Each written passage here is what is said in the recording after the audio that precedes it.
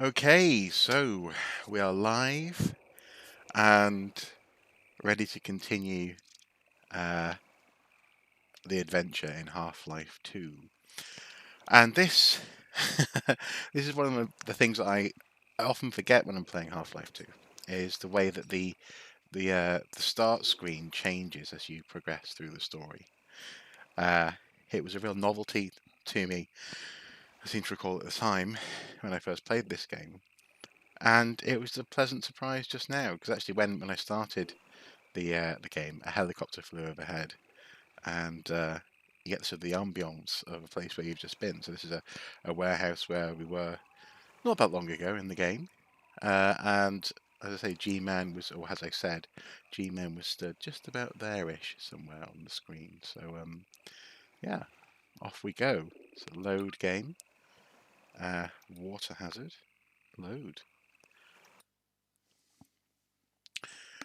Ah, it's been a strange week for me, in so much as I've not been feeling terribly good. But thankfully, playing Half-Life 2 is good fun. So I'm going to continue. Now then, let's see. We need to lower this, do we? Oh.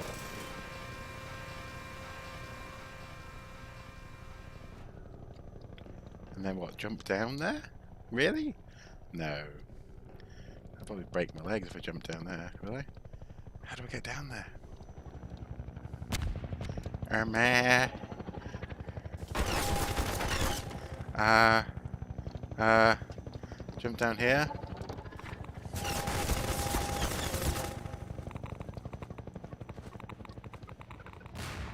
There must have been a better way to do this. There we go. And off we go. Yes, I love the Half-Life series. Yep, Half-Life is life.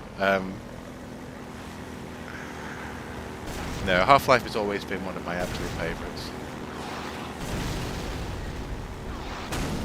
Oh, I remember this.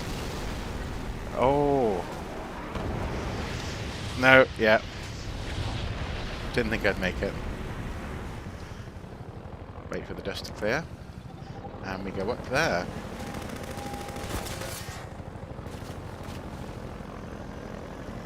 And then along here. Now let's go back on ourselves. Oh no, we go. I see. I remember.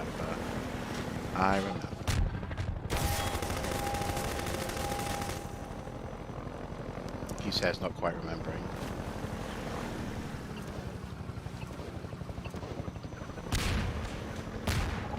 Ah, rats. Or is it not? Do we not go up there? Okay, I'm just gonna.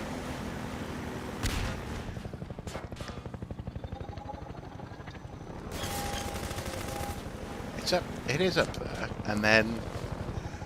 Hello, Lionel Gamer Duart. Uh, just in time to watch me fail tremendously at this. How? It's this. It is that way, but oh, there we go. There we go. I was psyching myself out.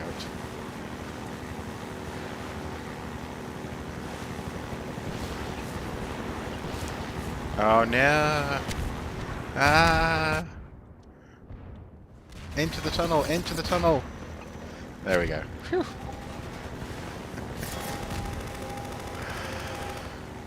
So yes, I was feeling a bit under the weather, and to be honest, I very nearly didn't stream today. I was very tempted just to sit in the back garden, but Half-Life 2 is fun. Aha! Here we go. Let's park. Stay here for now.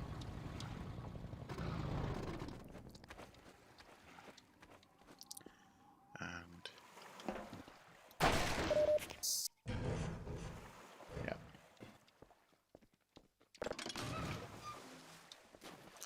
Right. Yes, that's what it is. It's another gravity puzzle, so we've got to use the weight of stuff to weigh this thing down. So we have some stuff to move.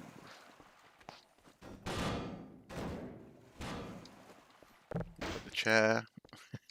Why not? Tire. There we go. And this is something that I find Portal 2 does extremely well.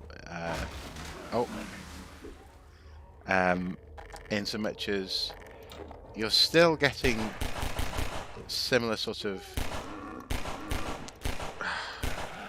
gimmicky. Well, no, sorry, gimmick is the wrong word, but engine-based puzzles, things like gravity puzzles, etc. Oh no, no answer.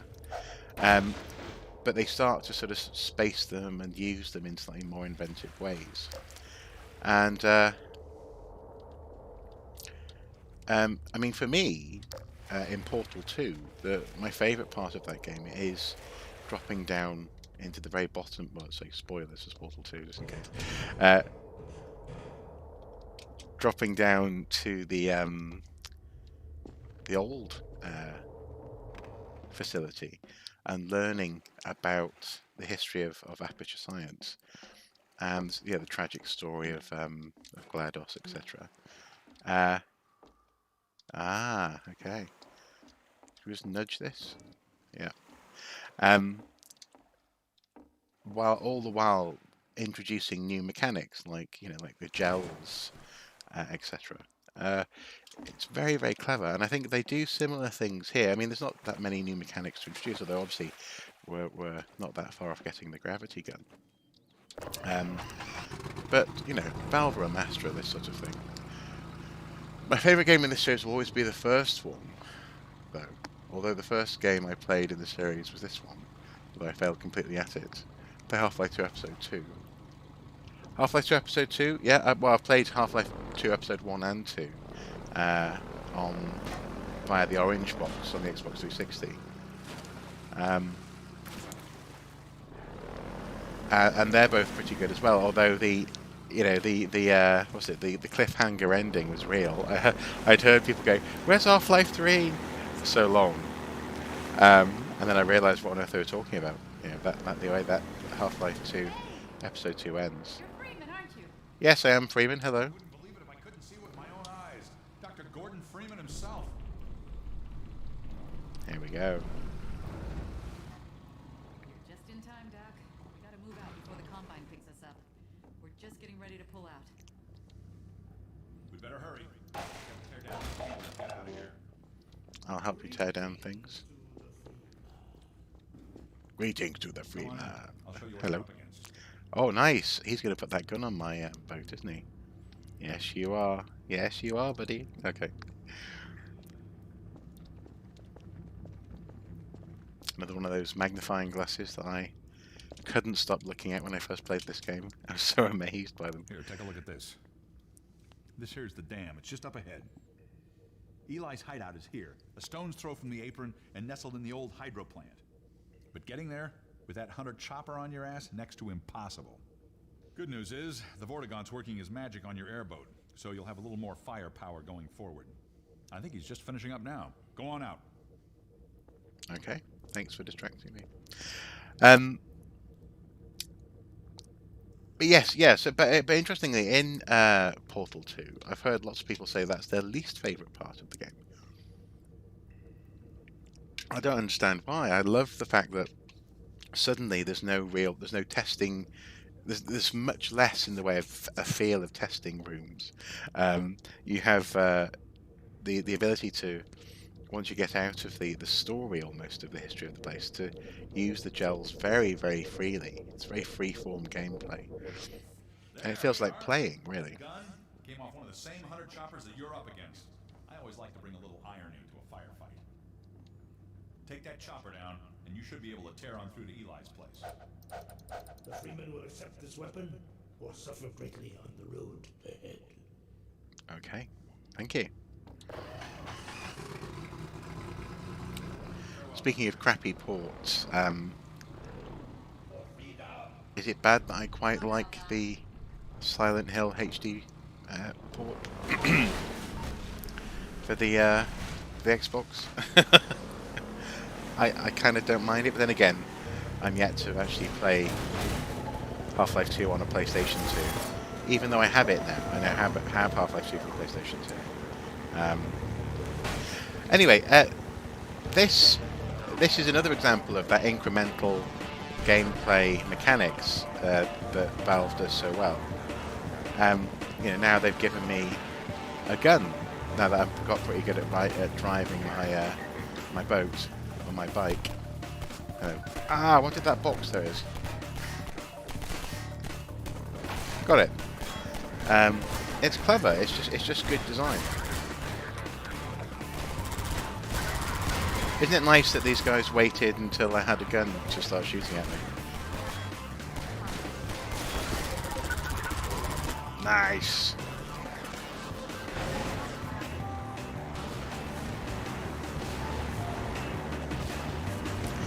So following this, you'll have the mechanic of the gravity gun, and then eventually you'll get things like ant lions being introduced, and the ability to control them using a queen's, is it gland? Seems to recall. So it's come on! I want to get those 2 ammo boxes. Right, down we go. Oh come on! Keep on missing them. Right. Okay, forward. There we go. Was it worth it? Probably not. Oh, dodge the barrels. Of course I can hit both barrels. Can't hit an ammo box to save my life. Oh, no. Not driving very well now. No, that was terrible. That was terrible. Awful. On we go.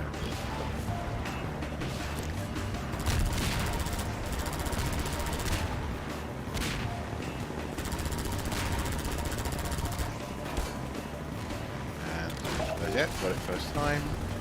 Much better. Just take your time. Take your time. There's no rush.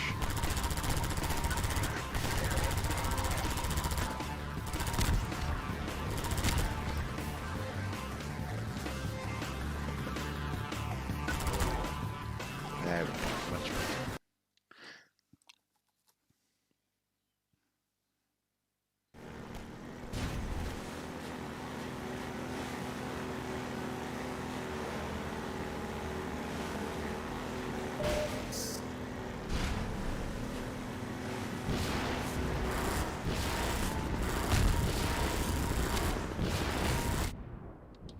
Oof.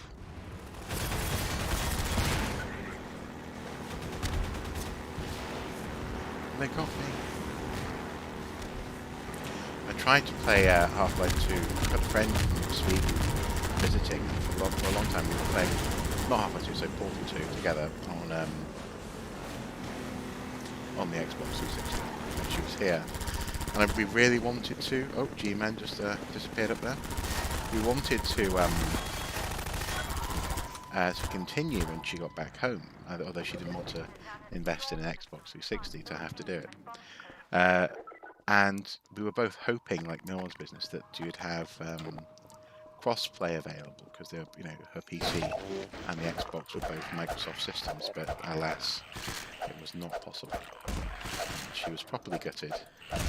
So I since purchased Portal 2 for PC, and we've been able to play together, more recently. But it was gutting to get so far. Go away. In the game, and then have to sort of complete it without her,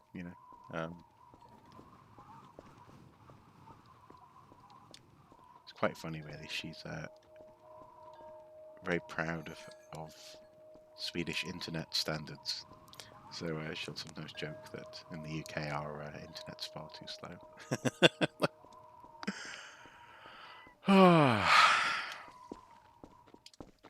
will they make a Portal 3? Is the next Portal likely to be VR, since we've had Half-Life Alyx? I wonder what the... Oh, missed. I wonder what the possibilities for Portal in VR are. New and more exciting ways to make you sick, maybe? To...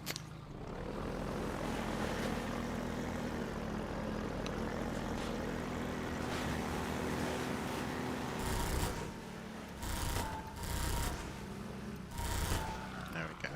That's it. Where's the gunship?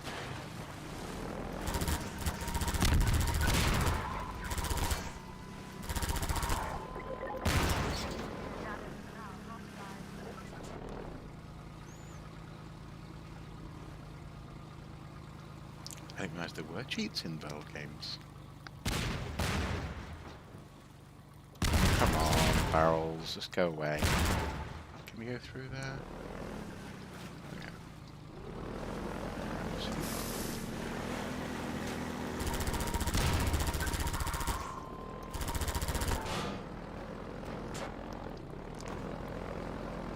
There we go. So what sort of cheats would you enact then?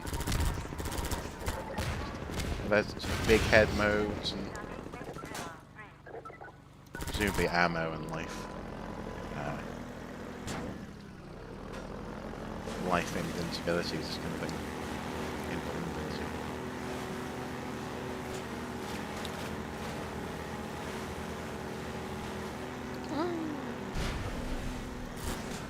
Oh. But yes, at some point I think Half-Life Alyx will definitely be... Oh, I remember this bit. Ah, crud. Yeah, okay.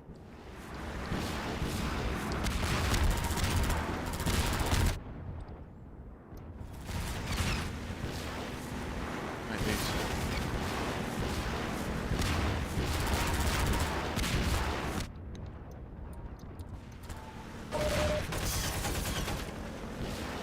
Maybe. Oh, no, actually, I think I remember. I need to get out of the time.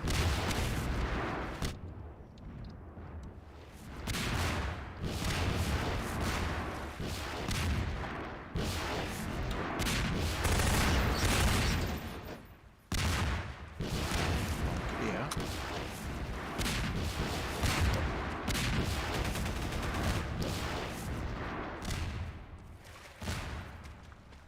Yeah, okay. Let's go back to the... go back to hovercraft.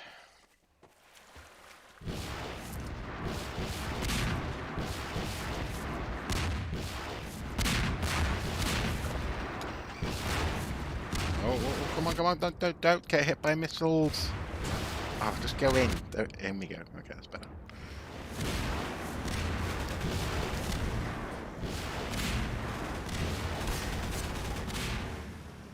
Yeah.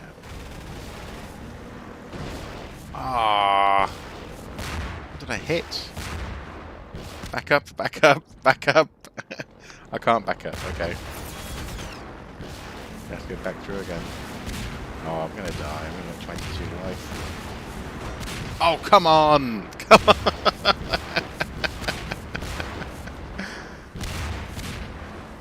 Oh, for goodness sake! There we go. Honestly. All the weapons, things like that. And the Half-Life 2 specifically, we used one that gave you the gravity gun. Oh, it can throw people as well as objects. Oh, that's fun. It sounds like, yeah, the ability to chuck around the bad guys. That'd be quite good fun. Throwing them into each other. Okay, I've got two health left. Is there anything background here?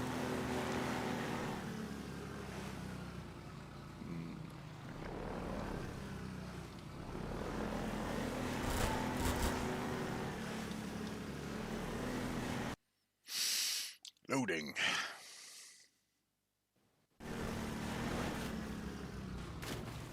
I'm just going to go over here for a sec.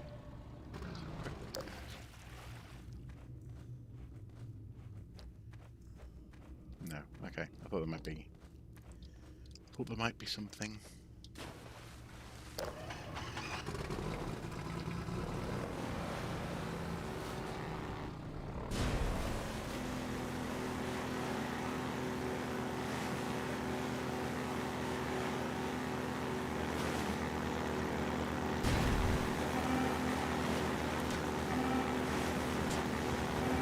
Oh, yeah. Barrels to avoid getting shot. I'm so immensely dead. Yeah. Used to spawn hundreds of Dr. Brains and kill them in various ways. Well, I won't say he doesn't deserve it. Oh no. I've saved the checkpoint with this much life. And I don't need more energy.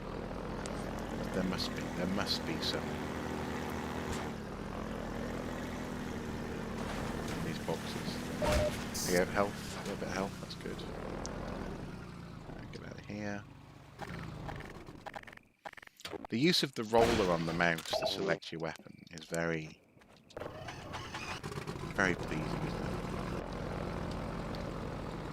Now, obviously, I know that's not unique to Half-Life, but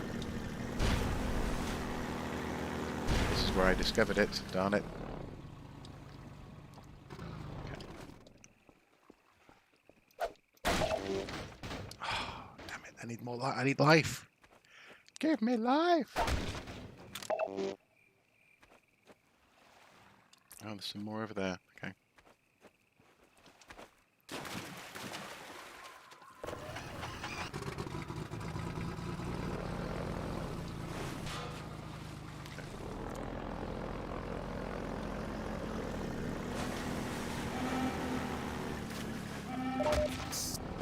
Oh, there we go. A bit more health.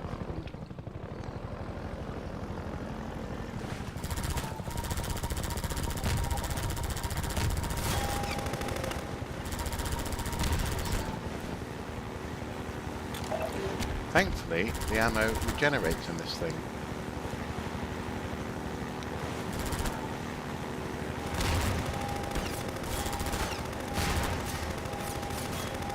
Clear that. Yes.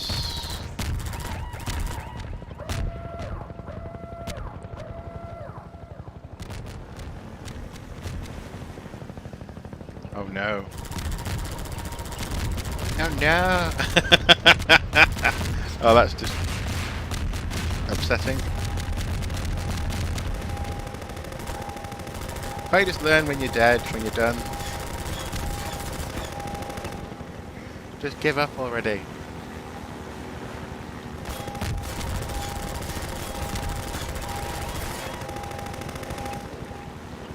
Oh wow.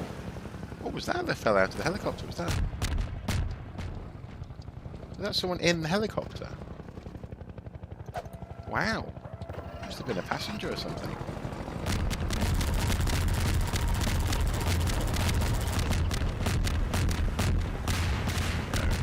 We're okay.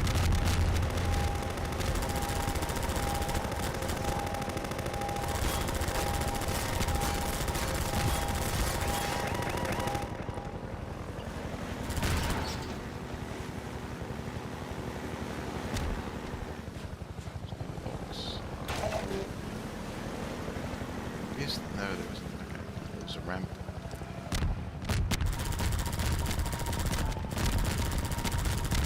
Now, I don't hate to say it, but this boss fight is going much more easily than I remember it going.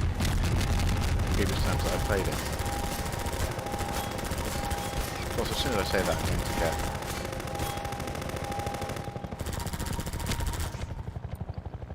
Oh, reload gun. No, okay. I'm going to get trashed by the helicopter as soon as I say it's easy. Oh, stuck behind some rocks, maybe. There's a box just there. Yep.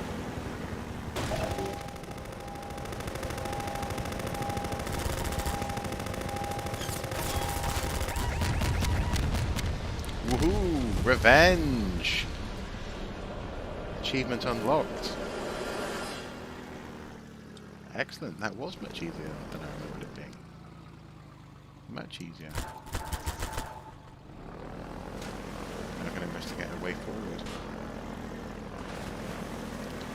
Got to open that gate. And I seem to recall. No. Is it? No.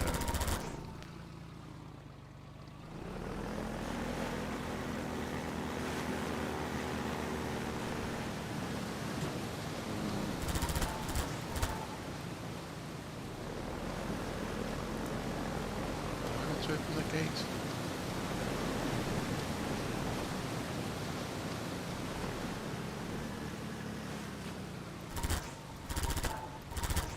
Now that ladder is... I can half remember.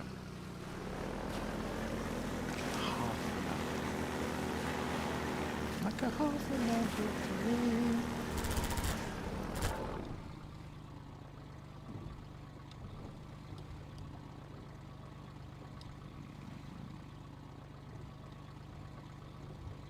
No. It's over here somewhere.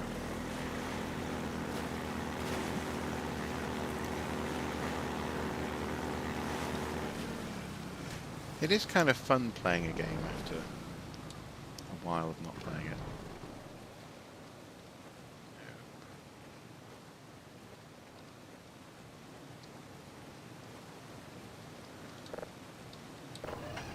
Do I have to jump? Let's see.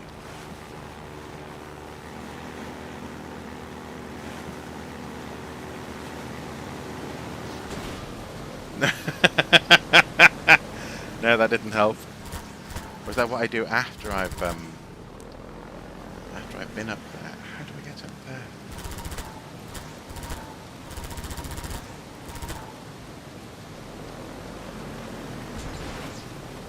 How interesting.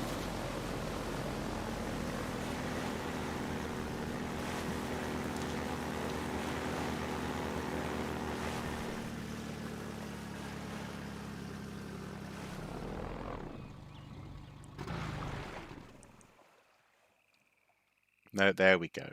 There we go. Yeah. I remember.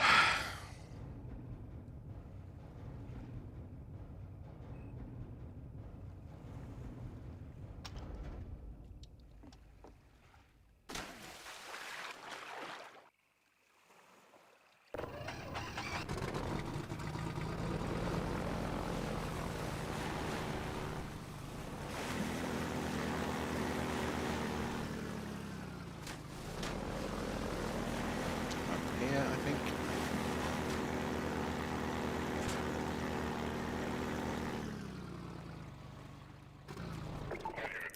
Oh no.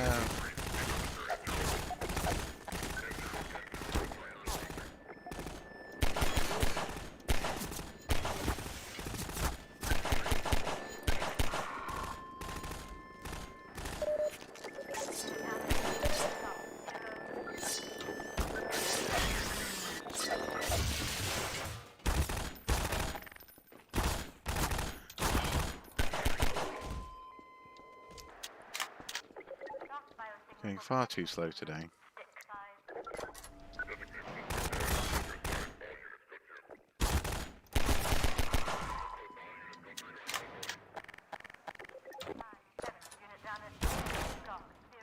No.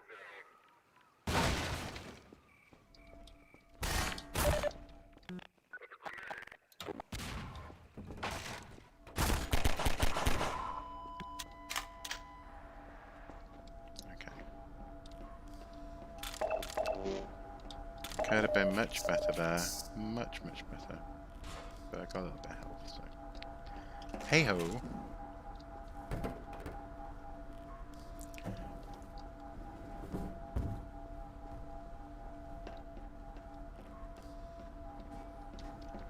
Yep, these are the maps.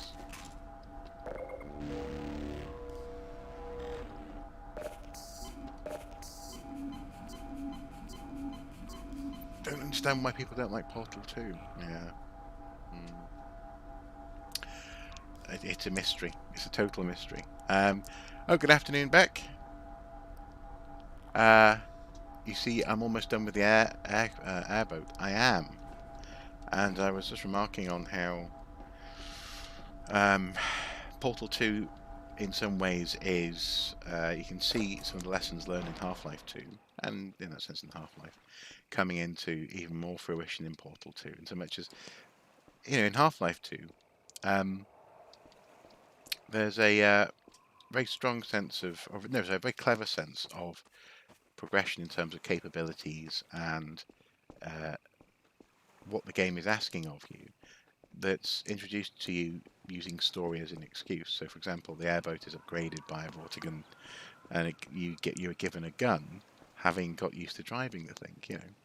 Eventually we'll get a gravity gun, and then the ability to control ant lions, so on and so forth. It's a masterclass in and slightly aged in that sense, because lots of other games have copied it now. But it's a really good example of game design and story working together. Portal 2 really, truly is a masterpiece. And also, I was just saying, I know a few people who really hate the bit where you discover the history of aperture science through the underground section, when you fall right down into the underbelly of the facility.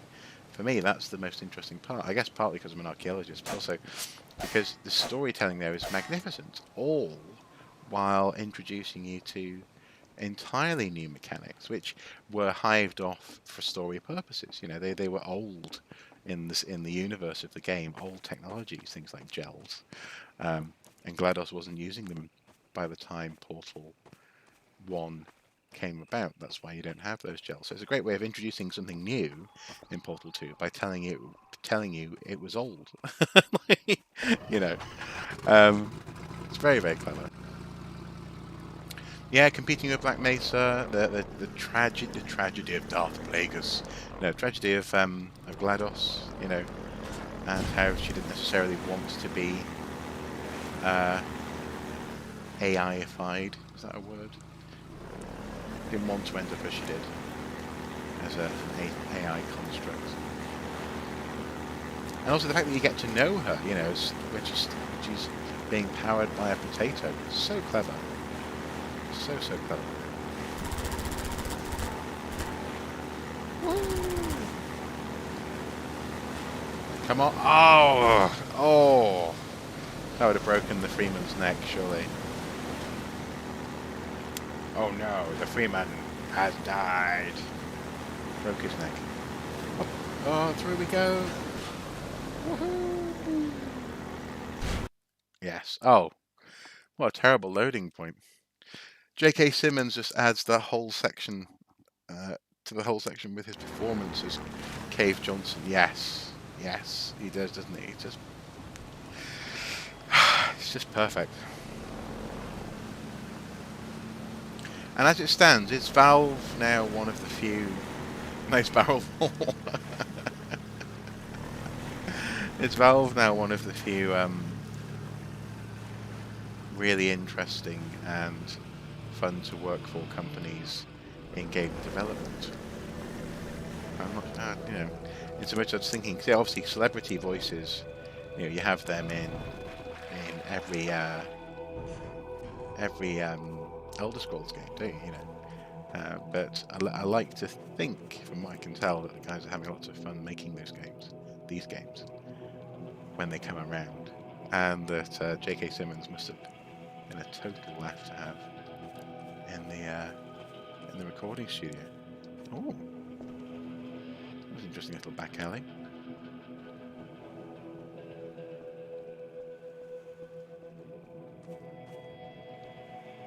Interesting.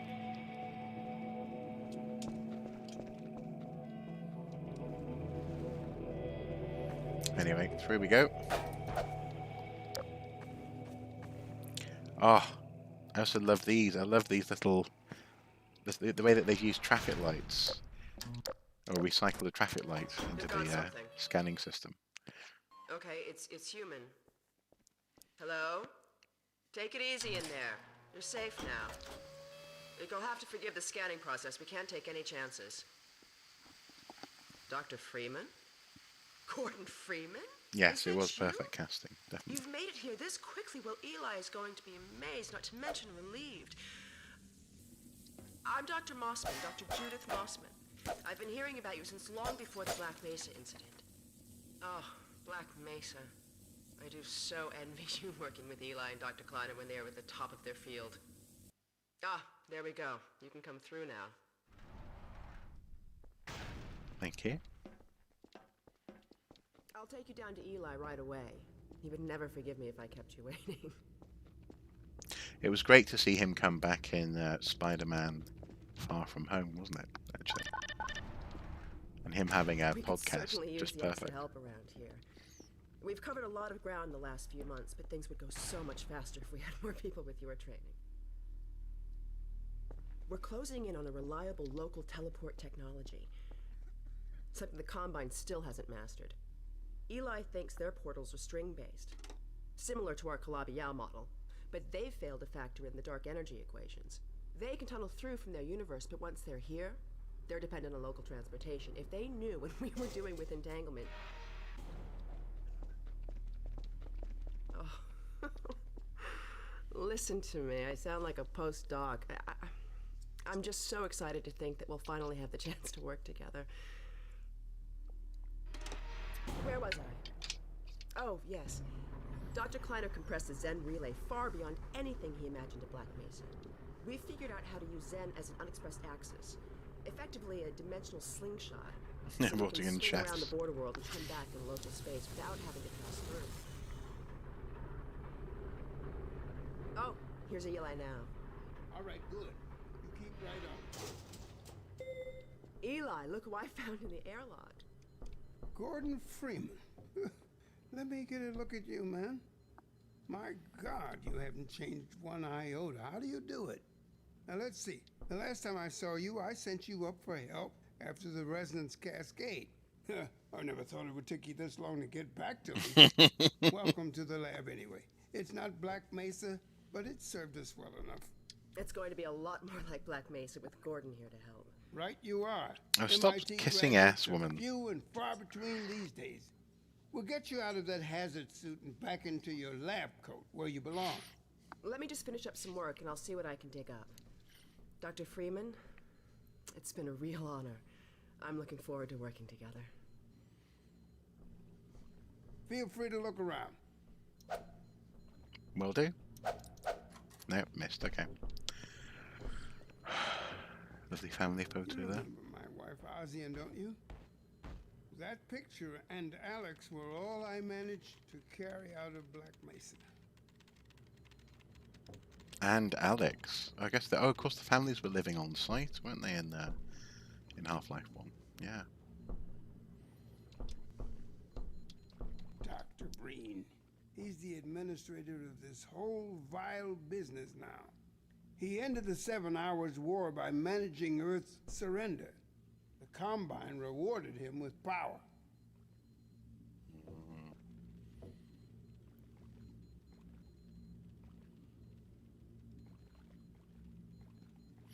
It would be interesting to know how he keeps people in status, wouldn't it?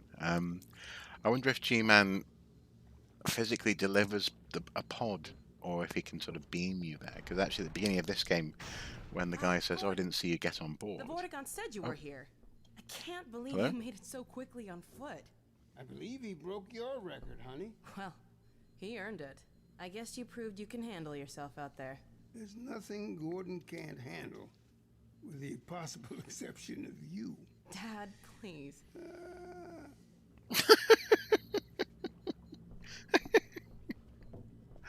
Okay.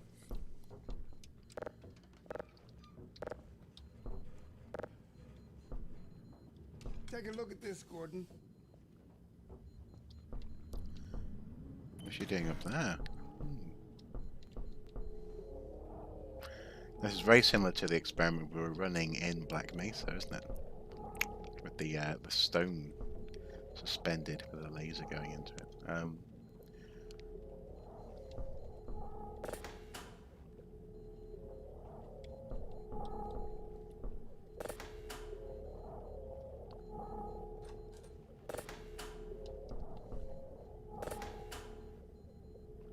Alex, I thought you were on watch. The Vortiguns relieved me so I could come see Gordon. Anyway, I should be in here working on the portal. I have the repairs well in hand. Someone misjudged the capacity of the Combine thyristor. Are you blaming me? No, not at all. It was a calculation error, not a mechanical problem. Then maybe you should let me do the calculations next time, as well as installing it. I'm not getting on very well, are they? Sometimes I think you deliberately misunderstand me. Alex, why don't you take Gordon along and give him some practice with the gravity gun? Sure. Come on, Gordon. Let's go have some fun. The zero-point energy field manipulator is not a toy, Alex. Ugh, let's get out of here. I don't like this woman. Come on, Alex, man, let's go. Let's go on an adventure. So I see you've met Dr. Mossman. She's one of the main reasons I spend so much time outside. You should hear her drone on about how it should have been her in the Black Mesa test chamber that day. I'm sorry, I shouldn't be talking behind her back. It just gets a bit claustrophobic down here. She has a lot of That's the old passage to Ravenholm. backward walking, doesn't she? We don't go there anymore. Ominous. Come on.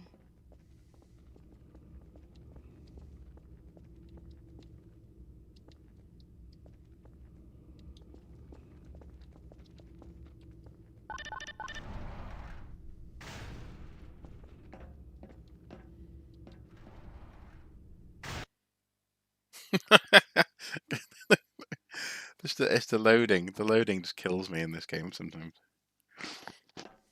Oh, what happened to the light fixtures?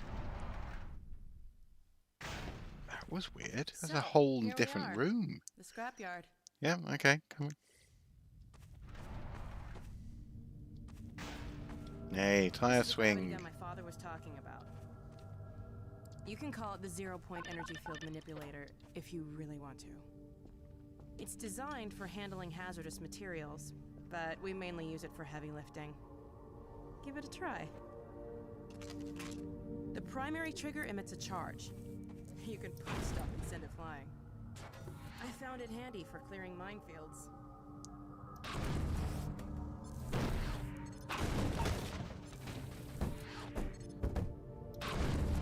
The secondary trigger lets you grab Boxes things. bounce off people. You can throw them with the primary.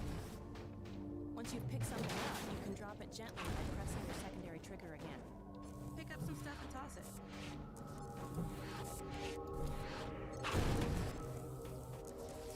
I think they did. Yeah, I think they forgot to copy over those lights from the previous map. It was a strange thing to notice. You can also pull stuff over from a distance. Give it a try. But in that sense, I love how the gravity gun, portal technology, the fact that they're working on portals in this lab still now, it all ties beautifully together in terms of the Portal and Half-Life universes. Oh, no.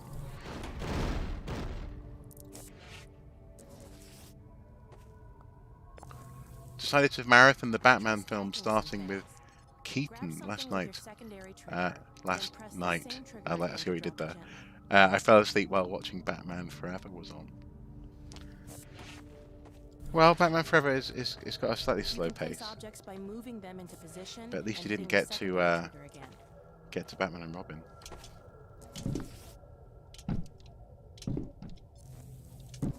Yay!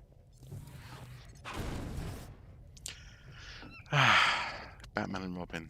What a movie. I actually, literally as a teenager, remember hating that film. When I saw it, it didn't even take any time to sink in. Dog, come!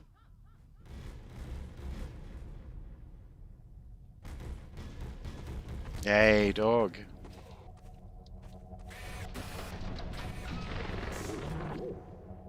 Doggy. Gordon's a dog. My dad built him to protect me when I was a kid. First model was about yay high. I've been adding to him ever since. Haven't I, boy? Valves Okay, Doc, does let's play robots catch so with well. Gordon. It really does. You'll need to use the gravity gun. Go ahead, Doc. Throw.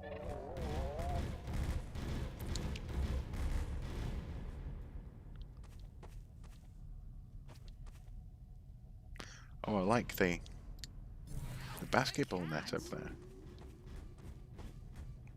Throw another, Doc. I didn't go through. Awesome. Another one, Doc.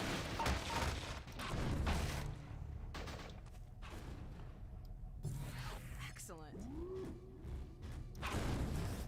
Doc, go get your ball. Oh, right, cool. Yes, there is a ball. Excellent. Prefer Batman Returns to Batman. So I think so do I. Batman Returns has a much more confident, gothic kind of feel to it, and it's also I don't know. There's something quite grimly delicious about Penguin. Oh.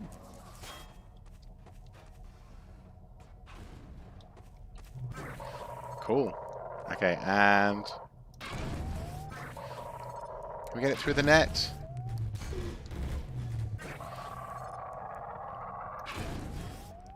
Ah, we have to shoot it up through the net, maybe.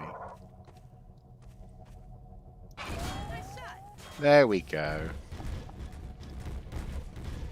Achievement unlocked 2 points. Oh, cool.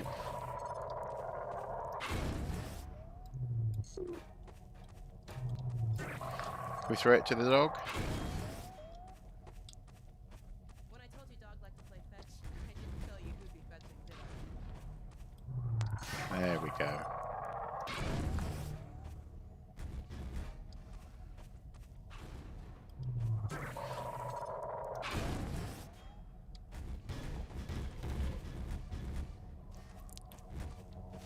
Okay, Gordon, let's try something else.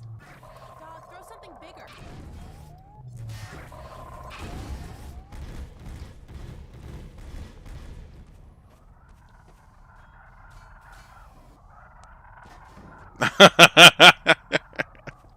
I remember this. Oh my goodness. Down. Put that down. What is it, Dog? Oh my god, what was that? Scanners! Oh, Combine sweeping the area. Gotta head back to the lab. Come on, Gordon. Okay. Shouldn't they turn off all these lights as well? In the junkyard.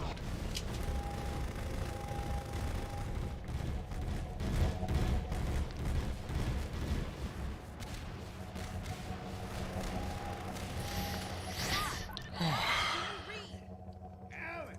Honey, What's going on in there? where are you, Alex? We're in the scrapyard airlock, stuck in a full auto cycle. Is Gordon still with you? He's right here. Good. I want you to... Dad? Now, interestingly, the lights came on in that position, Head for the coast. Do not go but they're to the not right. there. That's interesting. Dad! So you had the two spots of the Dog, lights, open but the they airlock. weren't Get us out of here. included in the model. Will they return? Now! Tear it apart if you have to. Get it open!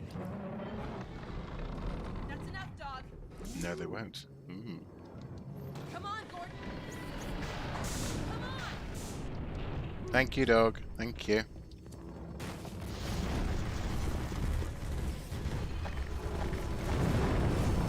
Oh no! Gordon, you need to get out of here. I can't leave my father. Dog, take Gordon to the Ravenholm tunnel, then circle around and try to meet up with me. Hurry!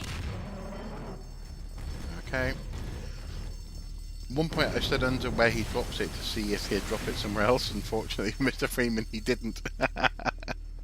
That's a good experiment, actually. Definitely. Speaking of which, I loved watching the experiment videos on YouTube. There was a guy who was... Thank you, dog. You're amazing.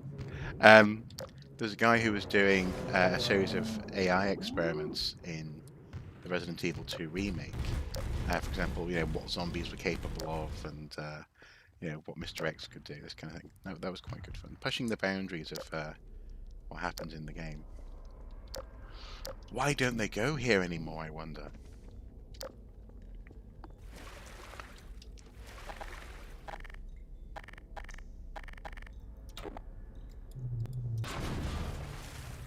Surely it's not like it's going to be some sort of haunted house, horror village, zombie fest experience. Oh, wow.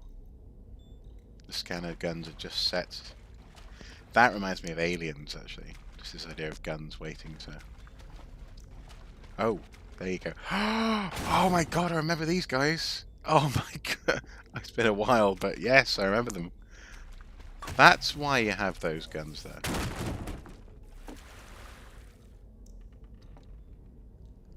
Oh. Wow. Okay. Well. Up we go.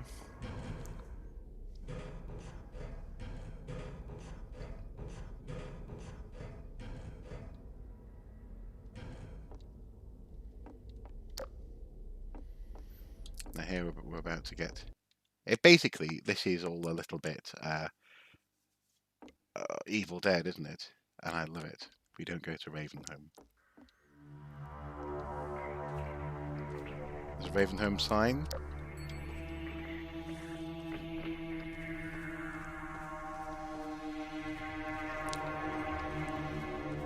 Oh, look at this. So grim. And the shadow you can cast as well. Nice. Oh, hello.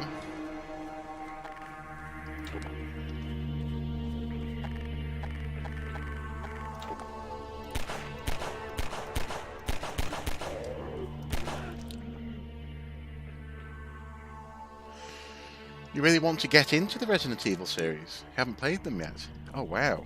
Well, you're in for a treat.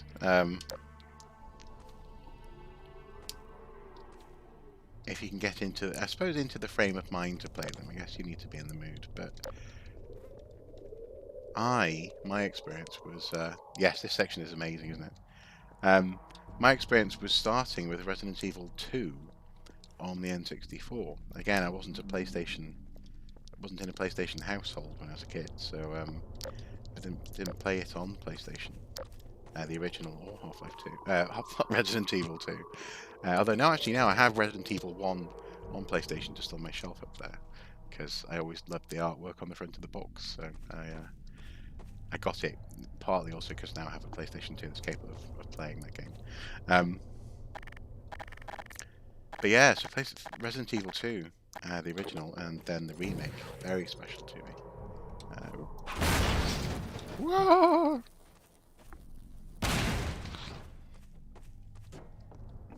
Oh yes, I remember this. Look at that. So grabby. The guy's been chopped in half, and then... and we have all the blades just waiting to be used. The gravity gun just changes everything, doesn't it?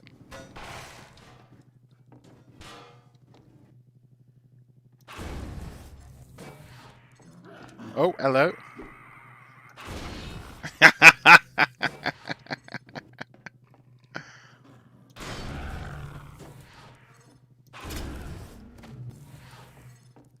And then the paint cans, of course. Oh no, I thought the paint cans would go... There you go, splat all over him. Yeah. Brilliant. Just brilliant. I love it.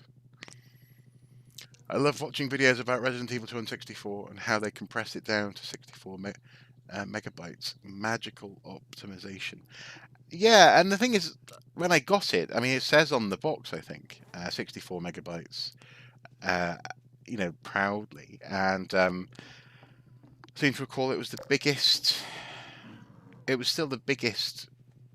I seem to recall, at least, it's the biggest cartridge that had existed on the N64 till that point. So even though it was highly compressed, it was still big by N64 standards.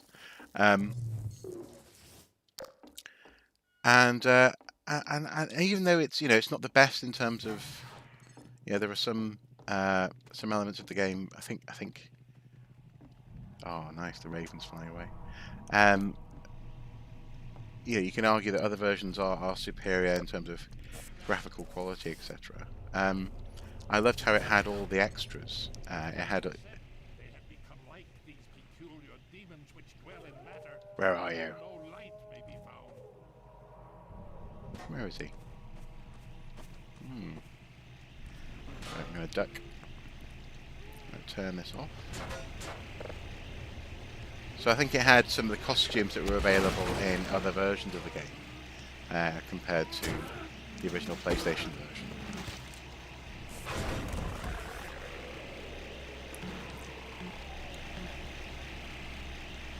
There we go.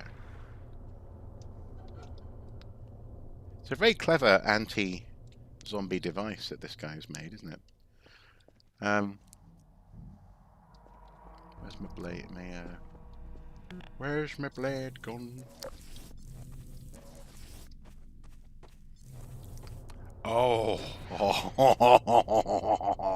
yeah, I remember this as well. It's like a torpedo. Oh, we don't want to waste it here. Donk, donk. For the days of my life have vanished. There we go. My bones are parched like ash, and let all my impurities be as fuel for the fire until nothing remains.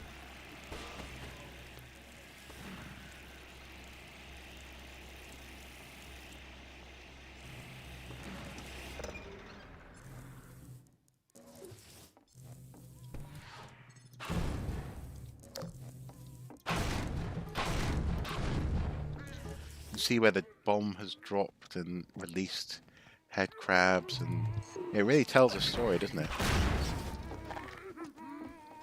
Oh no, okay, duck and on.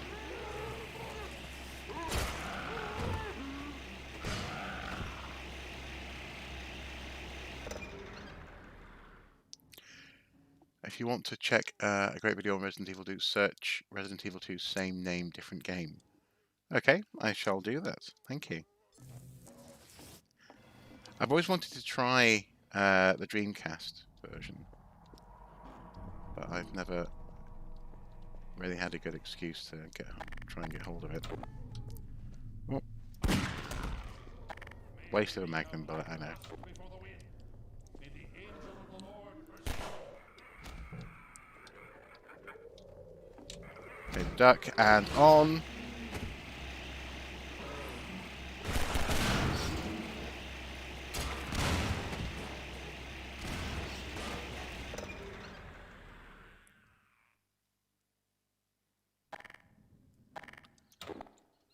It is. It's completely such it's just a wonderful kind of vibe in this section of the game.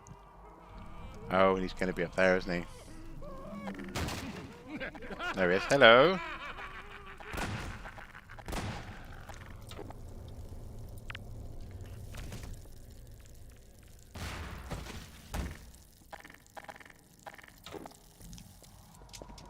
But who is this? Another life to save?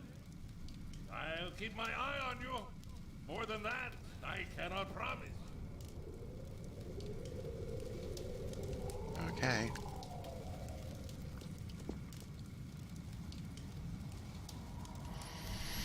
He compares all the versions of Resident Evil 2 and decides which, in his opinion, is the best port. Interesting. Interesting. I mean, I'm a little, because I'm just feeling a bit fuzzy today anyway. I'm a little bit fuzzy on the differences, but I've always appreciated the N64 version. Okay.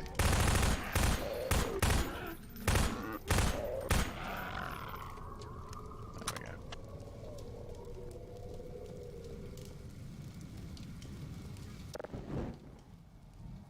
Oh yes, I remember this. The Sparker. Very nice.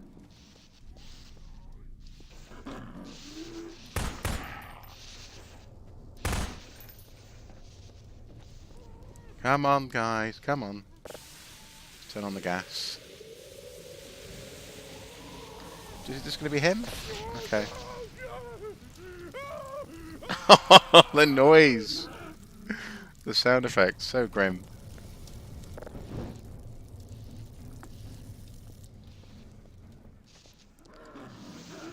Come on, guys. Come on. Here I am. You can follow me. Turn on the gas. And sparker.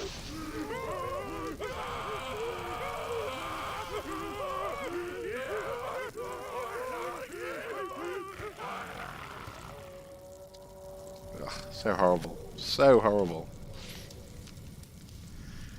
You thought I would have preferred the GameCube version? No. Actually, no. The GameCube version, oddly, I think it is based on the PlayStation version.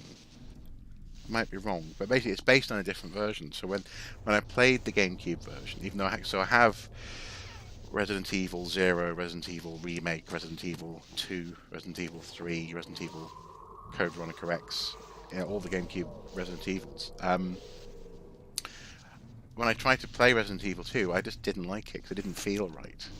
But then again, I haven't tried to... oh, I need to cut off the electricity somehow. I haven't tried to... I haven't been back for a while. It may have just been my... me being a grumpy early 20s or something. Okie dokie, Beck. See you in a sec.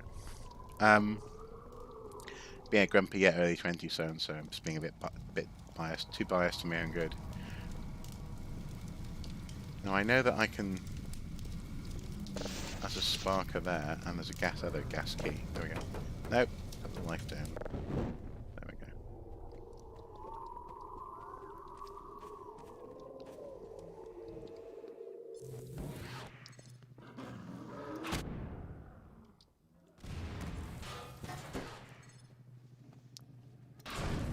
Nope, missed.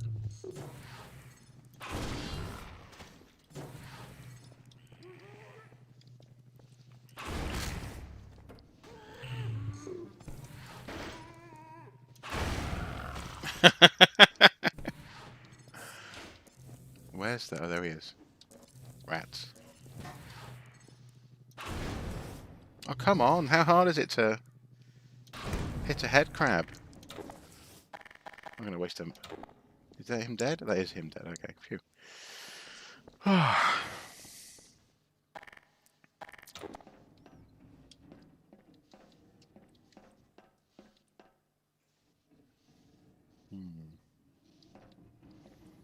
Up we go.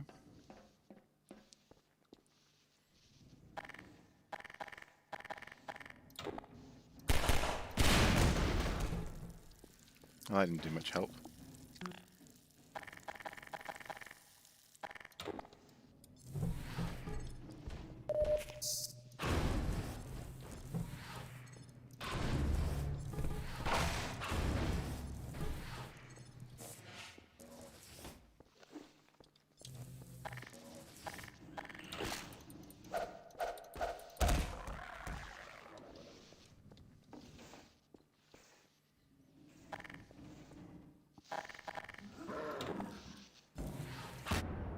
Oh, it was too close to me. Bad idea.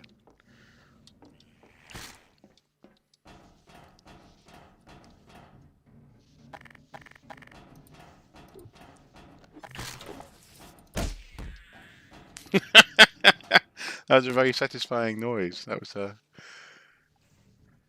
Oh, the handheld game com.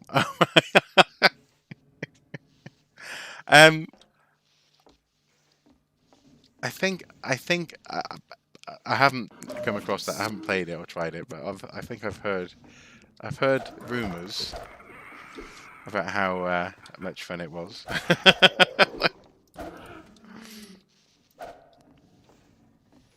No, I don't think that would be counted as the definitive version of Resident Evil 2.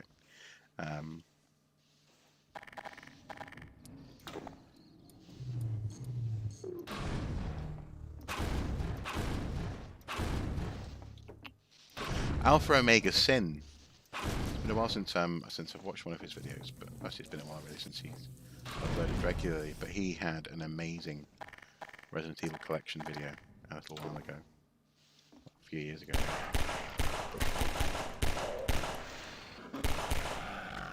Also, AVGN did a superb game comparison at one point. Oh, there we go. Oh no, these guys! Ugh!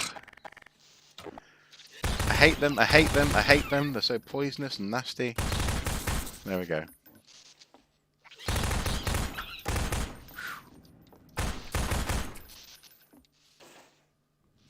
Ugh, nasty. Nasty, nasty, nasty.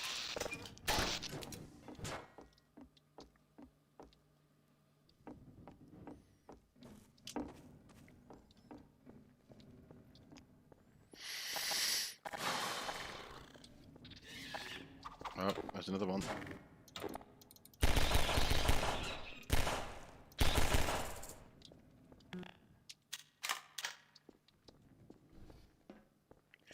I remember on one playthrough coming down those stairs with really low life for some reason, probably because of those two black head crabs, and then hearing that one at the bottom of the stairs. Oh, and then these guys, of course. Oh, God, move. No.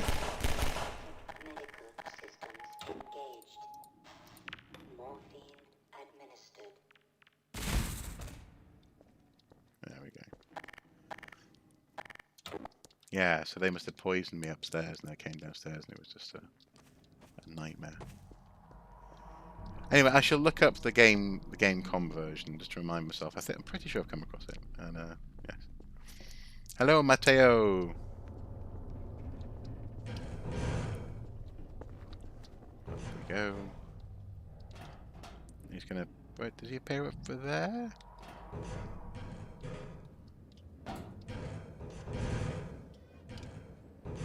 Come on. Well done, brother. Make free use of my traps, but take care not to fall in them yourself. Mm-hmm. Behind you! In Ravenholm, you do well to be vigilant. That's like halfway between the two, isn't it, in terms of head crabs? Mm. Well, thank you. Where do we go from here? Where do we go from? Okay.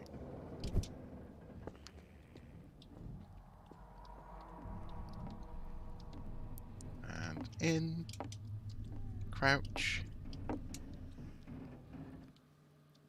Yep, this is absolutely my favourite part of Half-Life 2 as well. It's YouTube didn't notify you. Oh, that's a shame. YouTube, eh?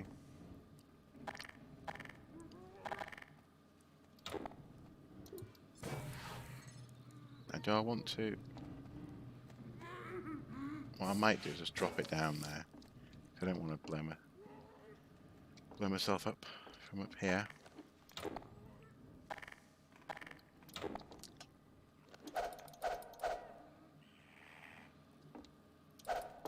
Oh no, I fell down. Okay.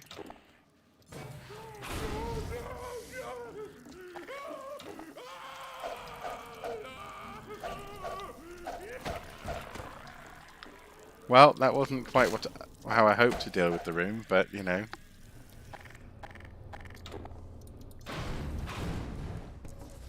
Yeah, the opening of Ravenholm is excellent. The we don't go to Ravenholm, the foreshadowing that Alex does. We don't go down there, you know.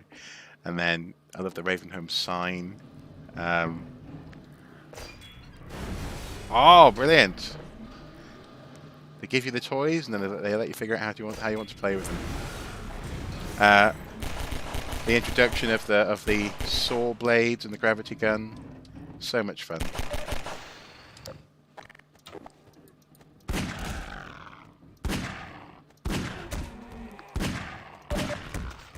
Okay.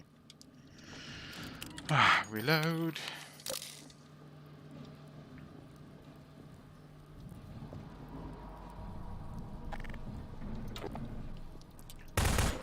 The guy's been really busy with his traps though, hasn't he?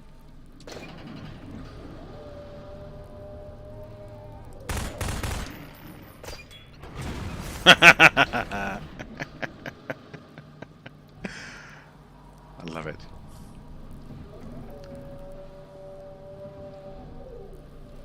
And all the while you hear that howling in the background, don't you?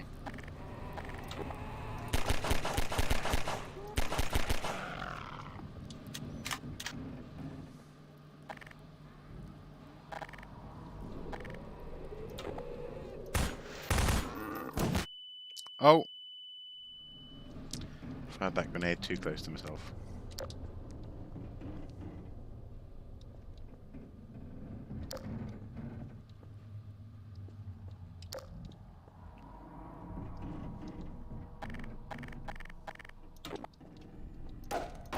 No.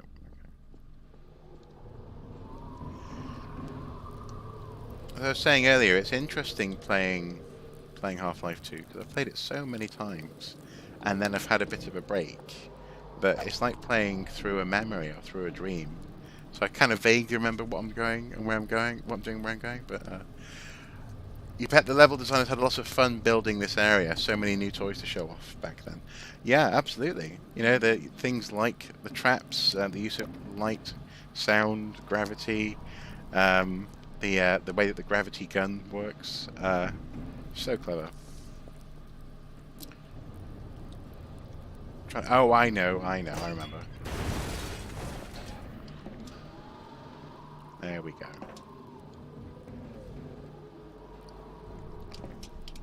Oh.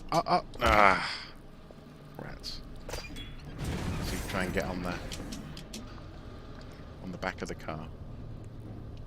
And then... Better and better. I am Father Grigori.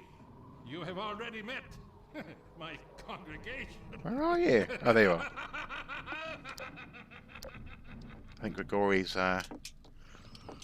lost it a little bit, hasn't he? But who can blame him? Just got vodka and the head crabbed surrounding him.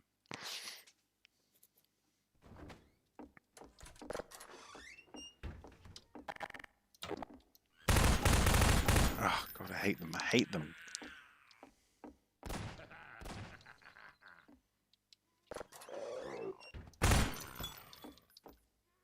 Hello? It is you. I apologize. But done. My bullets are the least of your concerns.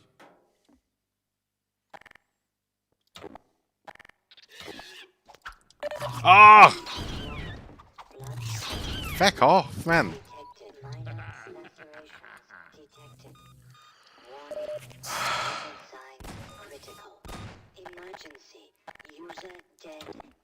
Hate them, hate them.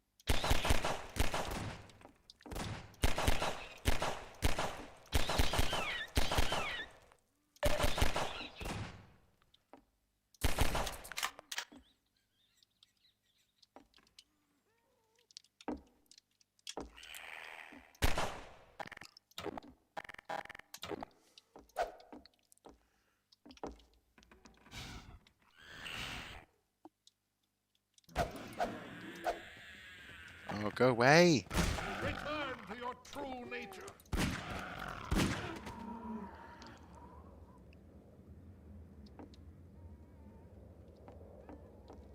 Could have warned me that they were over here, couldn't he?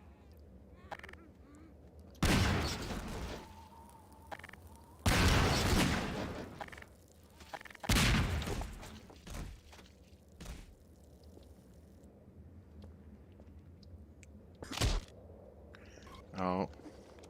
Oh. Oh, God, I hate them, hate them! These spindly-legged little...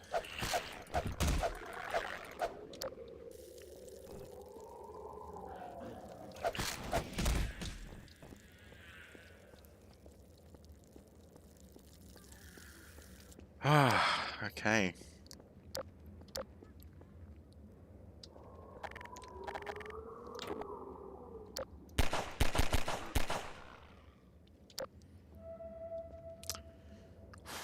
Right, I'm just going to go and get a bit more water, I think. It'll just be a sec. Don't change that dial, as they say.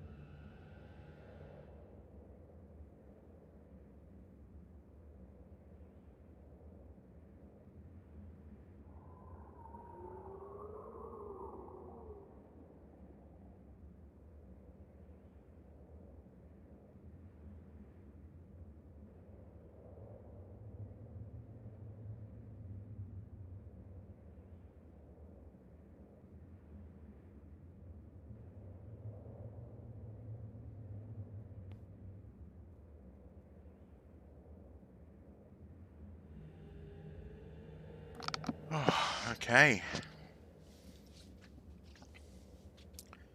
Let's have a look.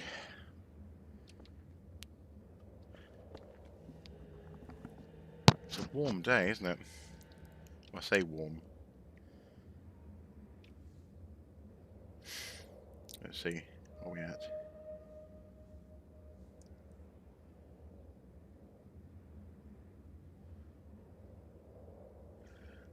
18 degrees. Okay. Well, it's not supremely hot, but it's quite warm still. IMPO devs in general did have a lot more fun back then than nowadays. Nowadays, devs are forced to have a product on shelves by a certain date. There's exceptions: Nintendo, Sony, CD Projekt Red, yeah, but majority don't. In that sense, I think most reasonable gamers would agree that a game should be ready when it's ready. Yeah, shouldn't just be pushed out the door to meet an arbitrary release date. Ubisoft.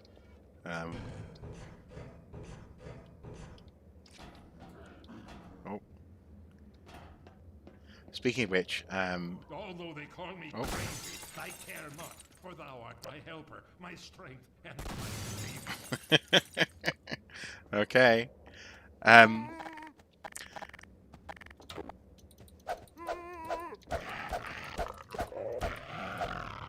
we go. Speaking of which, Beck, I know that you've been watching some of the Assassin's Creed Valhalla coverage I've been doing elsewhere, and an archaeological colleague is really interested in having a chat about with me, recording it about medieval and archaeology, etc., in computer games, and the use of the concept of fun, as it were, and how that relates to game design and how it should or could be done differently. So that might be something to look out for, I guess. Again, in that instance, very specifically from an archaeologist's perspective, but also archaeologists who both enjoy playing computer games. So, yeah, I'm not quite sure when we're going to do it.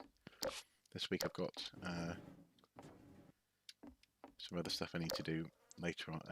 We were going to do it this week, but other stuff has come up. So I shall keep it. Well, I've got it in the calendar, but I'll let you know if I can before it comes out.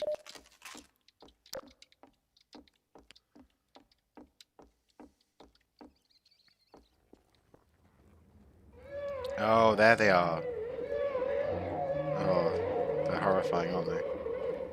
Howling things.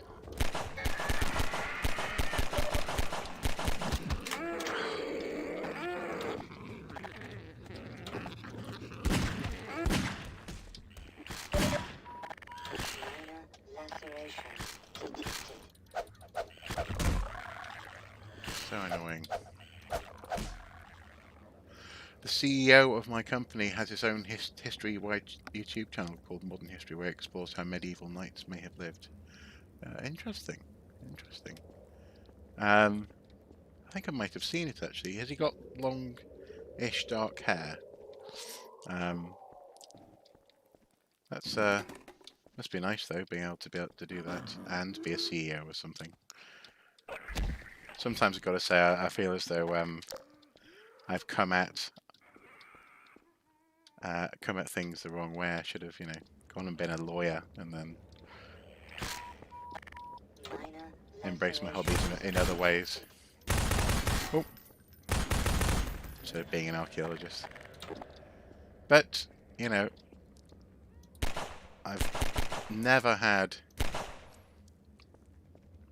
boring conversations with taxi drivers and in dinner parties and things. So that's one thing. I can always surprise people with some archaeological trivia.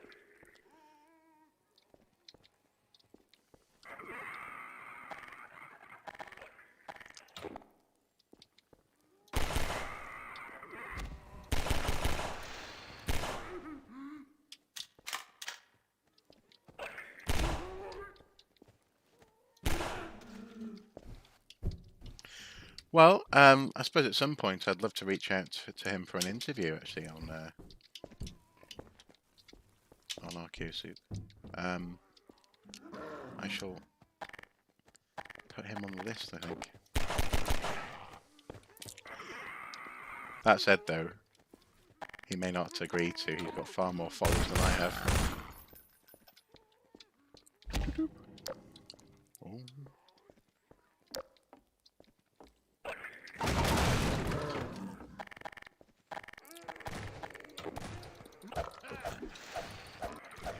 I love that you hear Grigori just laughing every now and then in the background. It's very funny. I also love the implied evolution of, I suppose, devolution of these creatures. You know, you start off as vaguely humanoid, and then they sort of essentially fall apart and become those rabid versions that just run at you. It's very pleasing. And again, it's all inferred. There's no one talks you through it. There's no documentation. You know, you just observe it.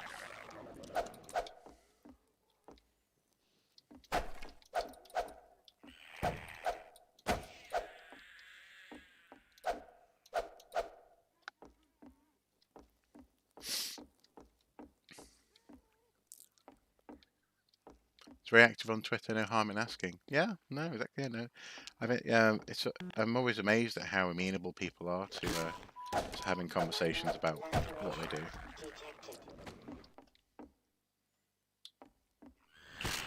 Oh, I knew there was one. Okay, there we go.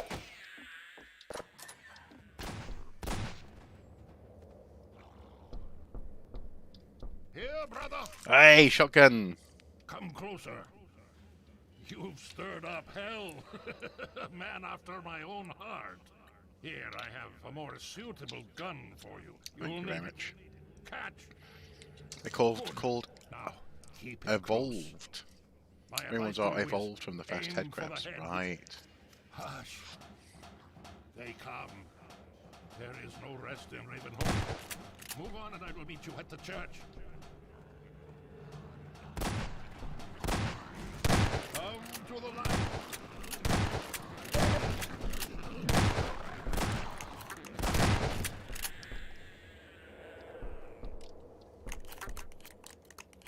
I love the sound effects for this gun as well. It's brilliant.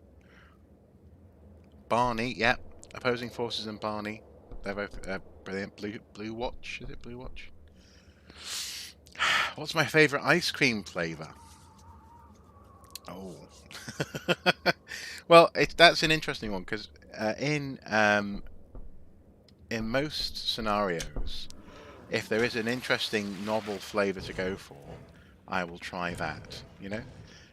Although I don't particularly like fakey flavours, you know, although I do like bubblegum flavour ice cream products. But I don't like really weird stuff. So I don't know, like I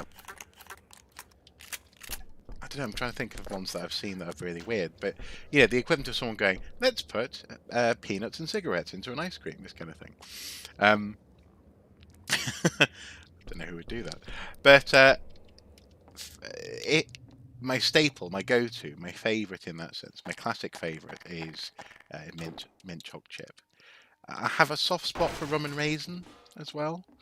I think my gran had introduced me to that. I always loved as a kid the idea that I was having rum, you know. But yeah, she absolutely was addicted to rum and raisin ice cream.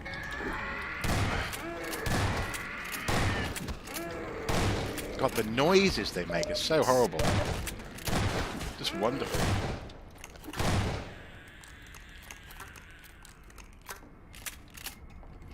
If I'd thought ahead, I would have used the gas canister there. There we go. Whew. But yeah, mint choc chip probably. If you really had to push me. But also, I really like a good vanilla. I mean, I suppose ice cream is just lovely, isn't it? And gelato, and you know.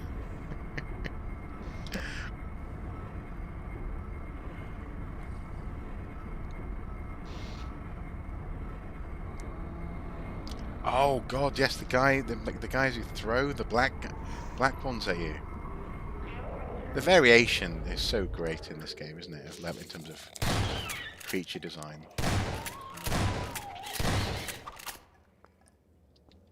Don't want to waste all my ammo, do I?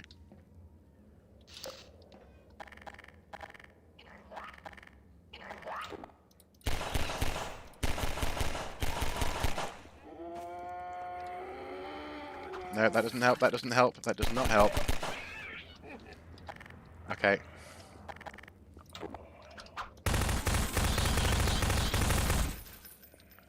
I love the squealing that they make. Again, it's very alien, isn't it? It's like you're shooting at the xenomorph.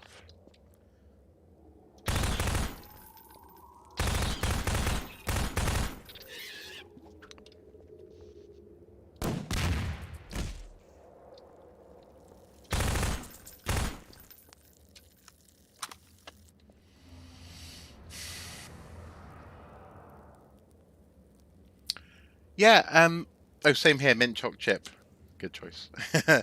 Orange swirl, yeah, I can see that as being good. Soft vanilla ice cream with orange sherbet. Yeah, actually, I think I've had that, yes. That is good. Should try the Black Mesa game, remastered version of Half-Life 1. I have heard good things. I've seen it on Steam. At some point, I will undoubtedly give that a go.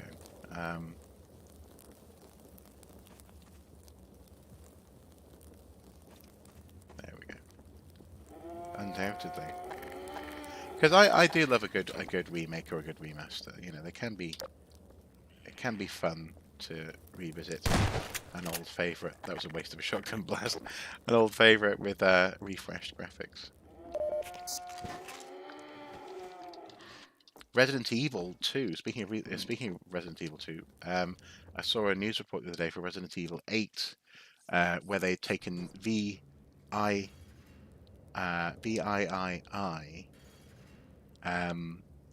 and put it into the word village, VILL. Resident Evil 8 Village. That's an intriguing development. It might just be someone messing about with Photoshop, but I'm hearing good things, gory things, for Resident Evil 8. Okay. PS5 and Xbox Series X. I don't want to upset anyone, but no. I really, you know, I mean, it was only last year that I actually got hold of a current gen console. I mean, now I have a really good PC, so I'm probably gonna be able to keep up to speed with games for a little while anyway. But the reason, and actually, I'm just going to pause this just for a second. I don't want to be ambushed. The reason it took me so long to get PlayStation 4 was that I couldn't see the value, in terms of graphical improvement or in terms of gameplay options. Those are the main things that I've always been excited by previous console generation releases. You know, the jump from the N64 to the GameCube was wonderful. You know, and seeing similar jumps in other systems as well. And I mean, there's an awful lot going on about at the moment. I'm glad I didn't upset you. You know, awful lot at the moment all about what's that? The diminishing returns on these consoles, and the idea that it is incremental now, much more incremental in terms of improvement. And I suppose for me, what tipped the balance was Spider-Man. The promise of playing that Spider-Man game on the PlayStation 4 was something that I just had to experience. And then the fact that I could go and play Resident Evil 7, and then the fact that Resident Evil 2 Remake was coming. Yeah, though it's the experiences that draw me. It's not. Yeah, in some ways, I'd much rather spend a couple of years getting hold of the best of what the PlayStation 4 has to offer, I guess, for cheap, and then dive in on the new it'd be the 9th generation, won't it, consoles? might wait until at least the inevitable Pro versions come along. Exactly. Yeah. I mean, so in my case, I got the PS4, not Pro, but the smaller version, which I do regret sort of because it only does oh come on, gravity. Oh no, that's a fire. That's a fire. It only does 1080p graphics. Doesn't do 4K. And I do now have a slightly old, like it was on a going out of sale, but a 4K television. So I have a TV that can take advantage of 4K graphics, and so maybe at some point I might get a Pro PS4, and enjoy that for a bit, and then go in on the 9th gen. But also at the moment as well, I've got a lot of consoles in the house. I think I've got every console I've ever played now. I've got a version of, and some of them I've repurchased. Some of them have been essentially very long term, if not lifetime, loaned to me by family members like my brother or my brother-in-law. So it would be, I would be having to make room for another console. Which every time it happens, I have to sort of have I mean, my wife is lovely and she very much enjoys gaming, and she's enjoying playing all the different games and consoles that I have, that we have. They'll be having to have a conversation and say, well, this one is different because. And essentially what it boils down to normally is when a new Zelda game comes out, or when a game like, for example, Spider-Man comes out, that's when we get a new console. So, long answer to a very brief question, I know. There we go. Oh no, the trap broke.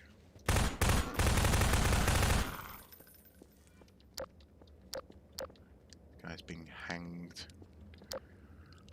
For me personally, I bought a PS4 day one because it was $100 cheaper than the Xbox One, and all the exclusives, Horizon Zero Dawn, God of War, Spider-Man, PSVR, has been an absolute blast.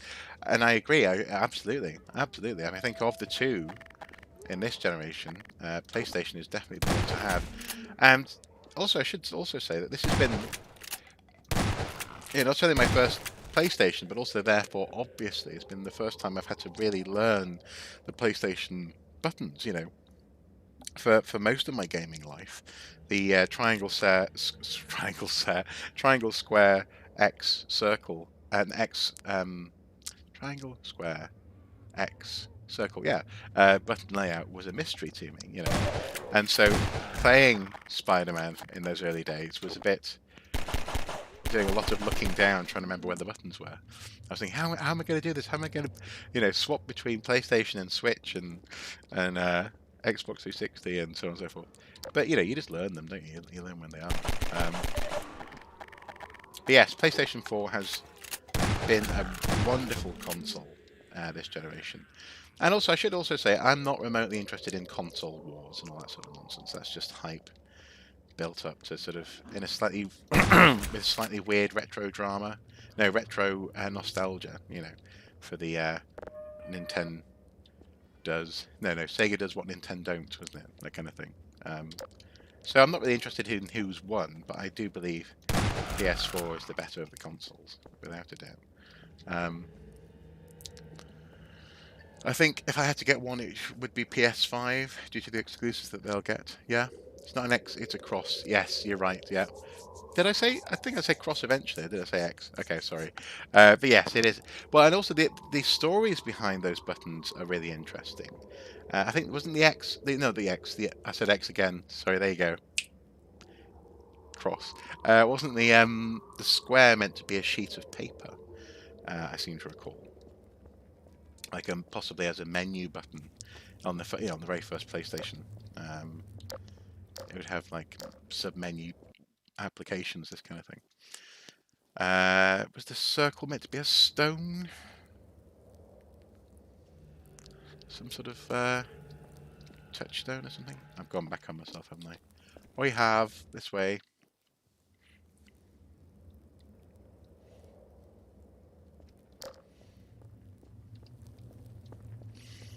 Anyway, not calling it, no, calling it an X must have made you cross. Hey! I call it X. Oh, right, so you sort of say X. Emphasize the E. X, X. Um, Wait, I'm a little bit lost now. Blow that up. Why not?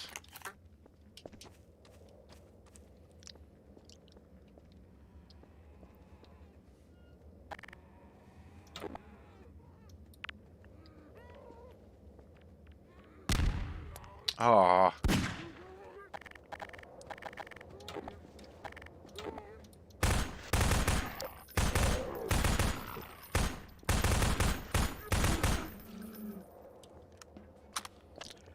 Ah, come on now, I'm not paying attention. There must be.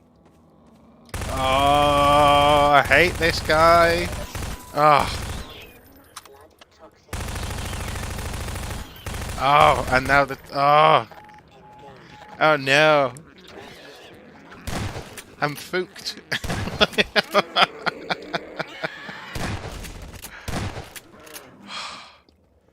Oh, I hate it. Hate it. But also love it.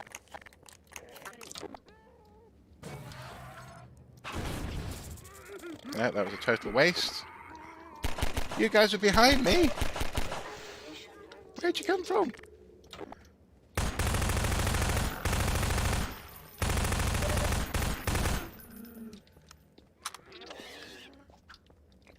What's happened if we go? Oh man, okay, right.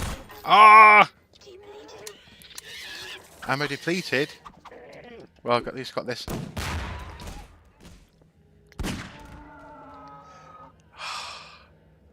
Poison head crabs, yeah, they suck. They absolutely suck.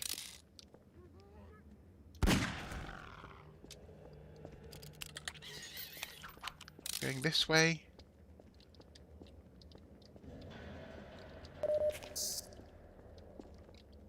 Try up here.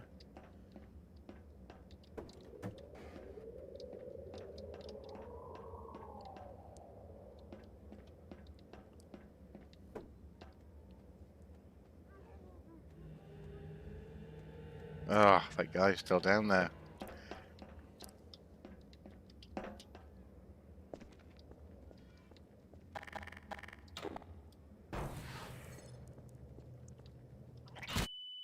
Oh, that was too close. Way too close.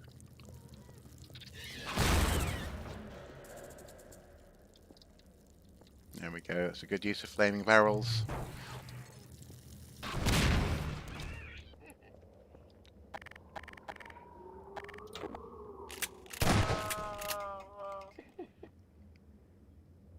What a horrible noise. Ugh. Okay. Back off.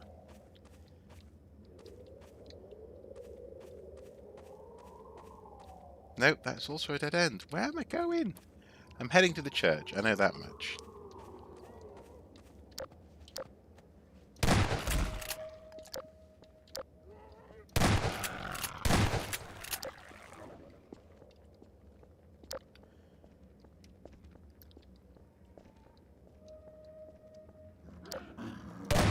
I've been here.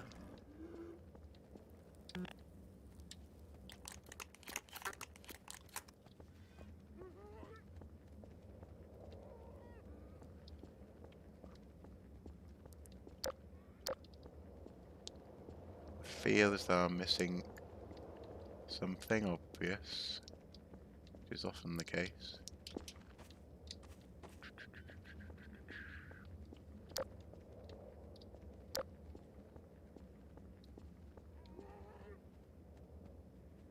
Some action movie stuff right here.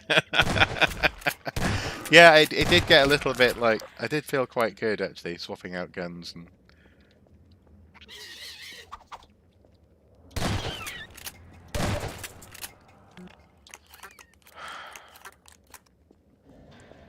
Where the heck am I going? Nope. Thinking about starting my own YouTube channel. about video games and that kind of thing. What advice would you give me? Oh, I'm not the person to ask. I'm. I suppose for my part, the reason I do this channel is for fun. I I talk about what I'm interested in, and that means you tend to get people, you know, who are similar coming to you. I suppose that's the only advice I would give. I'm watching from Canada, but I have some family living in Scotland. They keep asking me if Sega will release a Master System Classic for them. Wow, Master System. Master System Classic, yeah. My cousin had a Master System. Actually, I think I'm meant to go up there. How can I get up there? There's just some... I don't quite understand what I'm missing.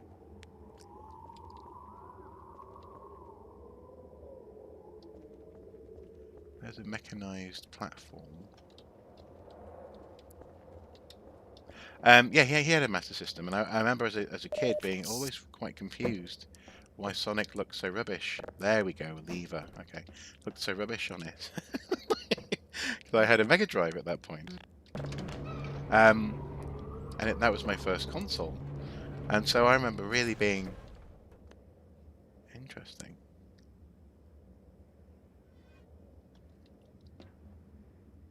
I feel as though I'm missing something obvious. No, that didn't help. But I've since, developed an understanding as to what was good about that console.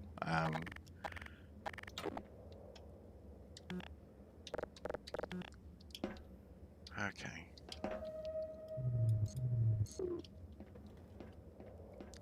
I honestly don't understand why I'm so stuck here. If anyone has any pointers just to remind me what I'm meant to do, that would be very grateful. I'd be very grateful. That's lined up with that. So how do I get up there? Let's try and be logical about this. That's up here.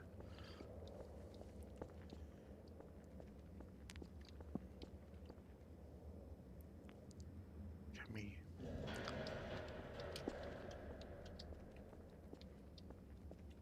Oh, watching from Canada though, that's pretty cool.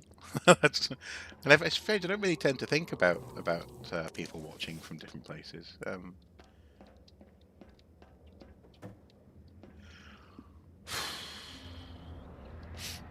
I bet the UK looks like an interesting place from Canada right now. Anyway, I'm really not in the mood today to go into it, but but yeah. I bet it looks really interesting. There's a ladder there. Can't shimmy up this pipe. Mega Drive's the better name for the console. Yeah, I agree. I've never really liked the Genesis. I would see the occasional advert for Genesis as a kid and be a little bit confused. I always thought it was a different console. How do I get up there? How do I get up there? Okay, let's go up there. But yeah, Mega Drive sounds so sort of 90s futuristic. Mega Drive. It's mega.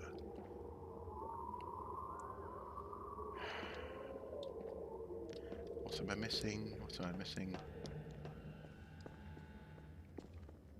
I mean, so far I haven't gone around in too many circles in this playthrough. I think I've done okay so far. But I'm clearly missing something. First game I ever played with Sega console was underwhelming. It was on the Dreamcast, and the game came with the console. Chicken Run. Was that the Chicken Run? Was that the movie game? At the fork down the bottom, I think you take a right to get onto the roof. Would that be down here?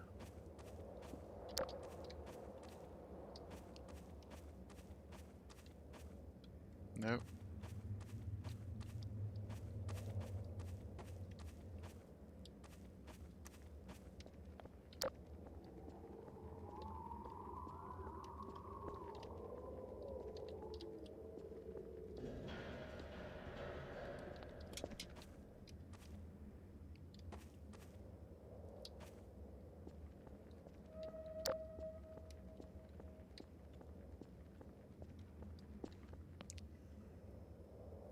The movie game, yeah.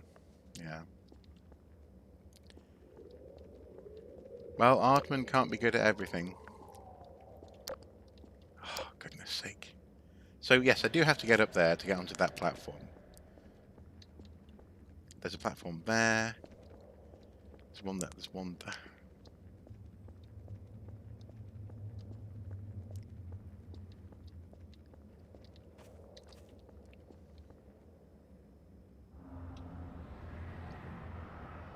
Climb those boxes you looked at with the med kit on top.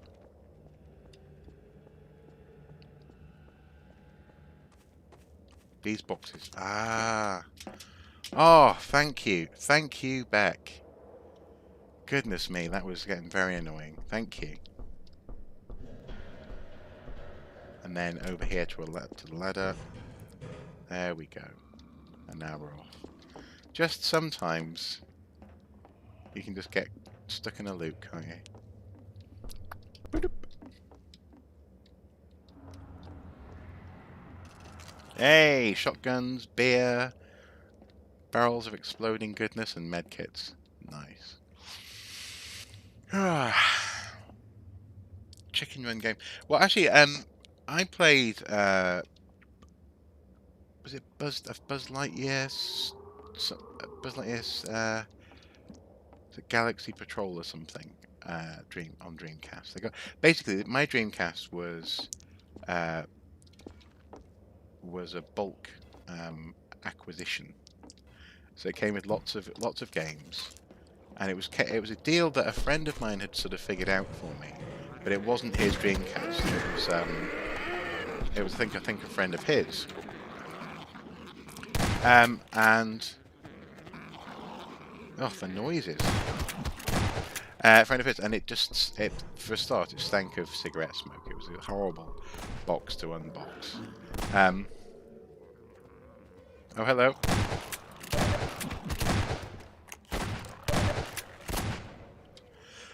But the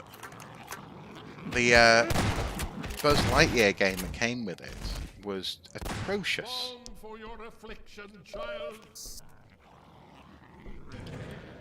Oh, can I climb this ladder? Oh, go away.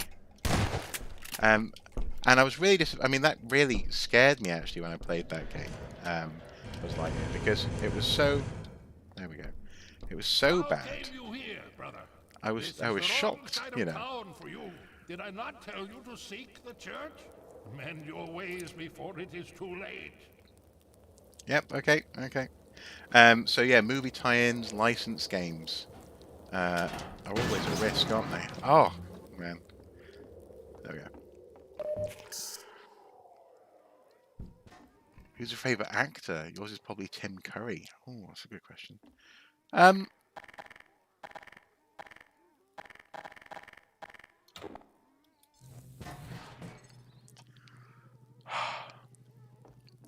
I suppose Gary Oldman is up there. But I suppose I like I don't like any actor who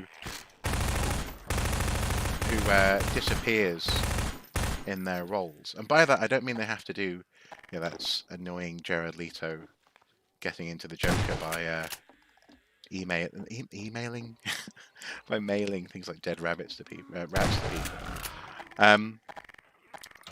But Gary Oldman is a good example of that because, for example, he is in the film Hannibal, for goodness sake, and I had no idea.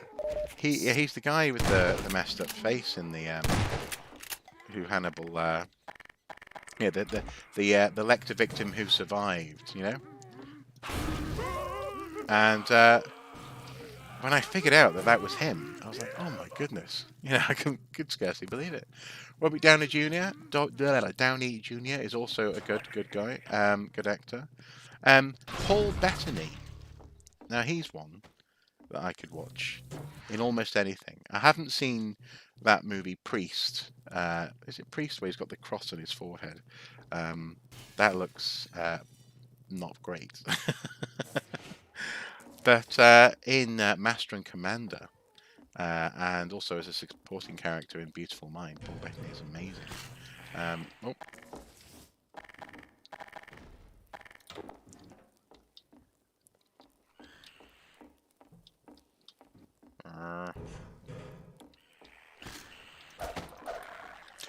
In fact, Master and Commander as a movie is brilliant. It's I went through in fact I used to go through phases of watching the same film over and over again, or listening to the same music very frequently. And I know we all do that with music, but when I was living and working in York, I would watch Master and Commander most nights, and I think it was because of the sense there's a funny sense of the fluidity of the adventure, where you started to feel, first of all, that the story might turn out differently this time somehow. I don't know how, but you know, that's how well the story was told.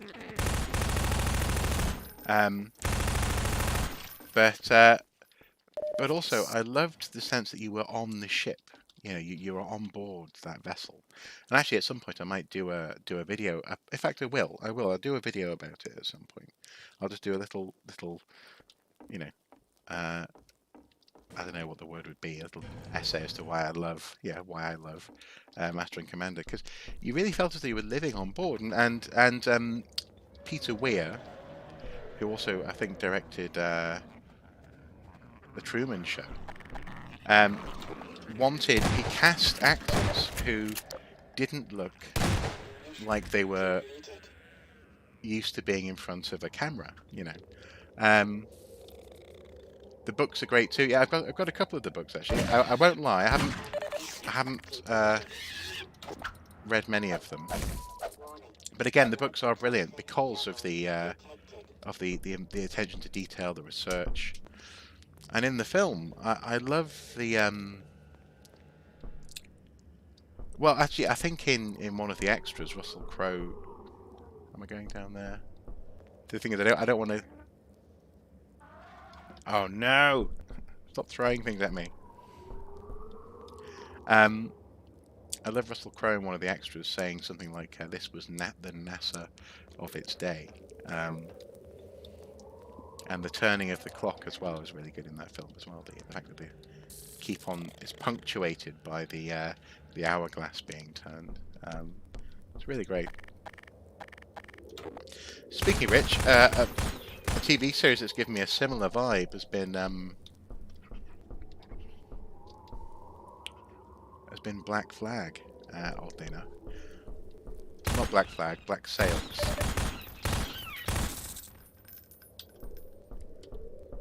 which I've been enjoying. But that's ultimately what I've been doing. Is I've been watching that when I couldn't watch Lost. Now here's something actually. My lovely wife and I, we are re-watching Lost, or rather watching Lost, because I stopped watching it on its first run through after I think the end of the second season. I stopped watching, partly because I had, you know, high school to do.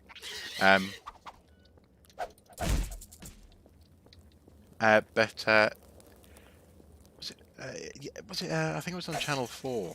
We were getting sort of. It was licensed, I think, to Channel 4 in the UK, and we've been watching it on Amazon Prime. And whoa! Oh, that was so ugly.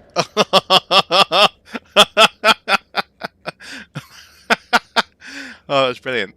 Yeah, on Amazon Prime, and we're quite enjoying it actually. But anyway, when my lovely wife is busy doing something else and we can't watch Lost, I watch Black Sails, which has been quite good fun. Anyway, I'm rambling on about TV. Oh, no. Can we grenade this guy? There we go.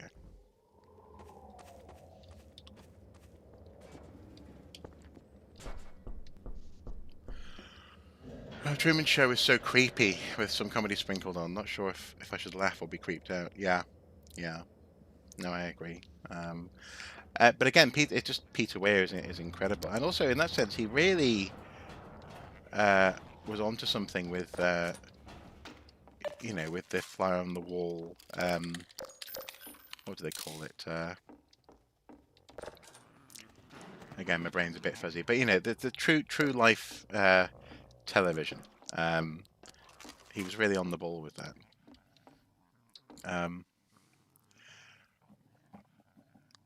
Cool. Take care, Matteo. Greetings from the northeast of England. From Argentina. Wow. People can tune in from almost anywhere. I'm still amazed by that. I think Hannibal, the film, is underrated. I think it is underrated too, but I also can understand why people don't like it. There you are. Oh, hello. At last. I will send the cart for you, brother. It will be but a moment. Patience, brother. Oh, Guard yourself well. yeah. I knew this was coming. I'll continue my thoughts after this this barrage of baddies. Barrage of baddies.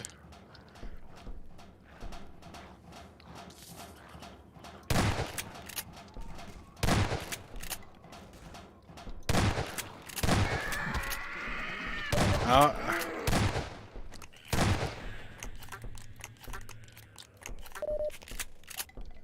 Where's the thing?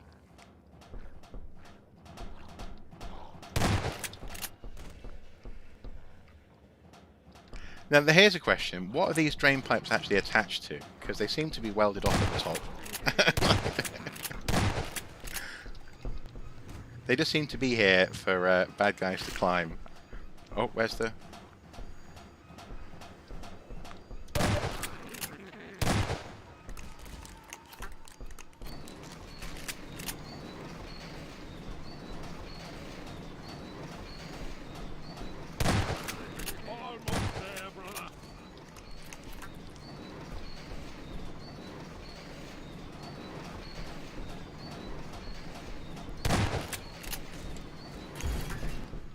Brother, step into the cart. The handbrake, brother. Release it and come down.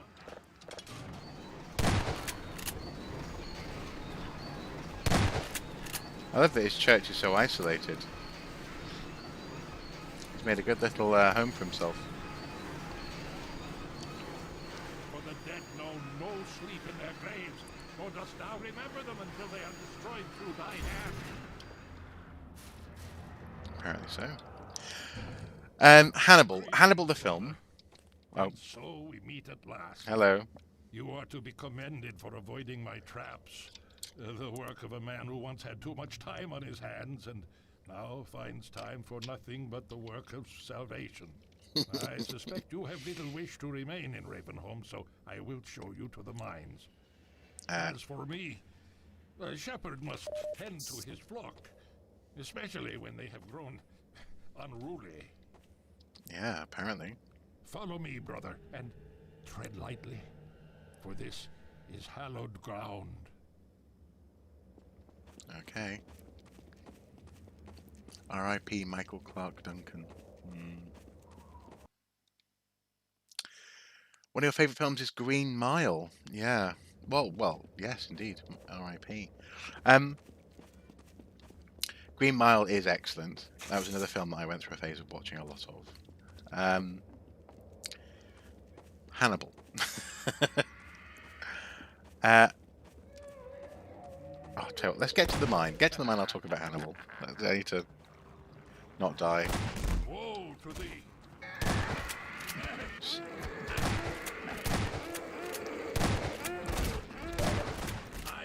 It's funny how shotguns in computer games are often really hyper accurate.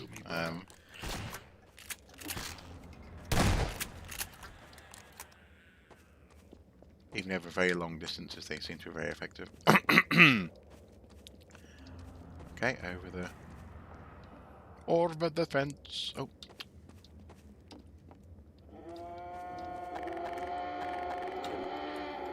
Aim for the head.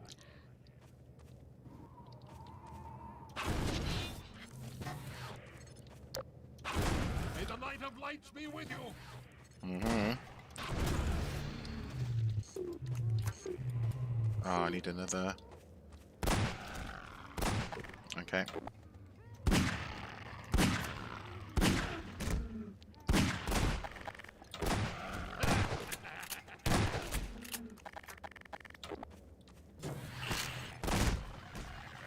Always wanted to be able to sort of jab things with it, with the gravity gun, to sort of, stab the head crabs, with the blade Return to your true while you're nature. holding it. Where's he gone? Oh, okay. I remember your true face. It's funny how everyone's wearing lab coats or wearing the same sort of white jumper. Yes, come to me.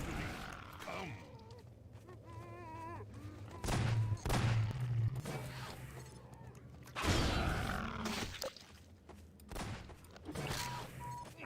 Oh, where?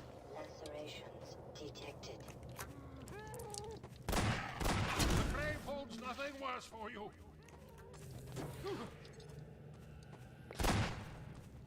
This Gregori's got some wonderful lines, hasn't he?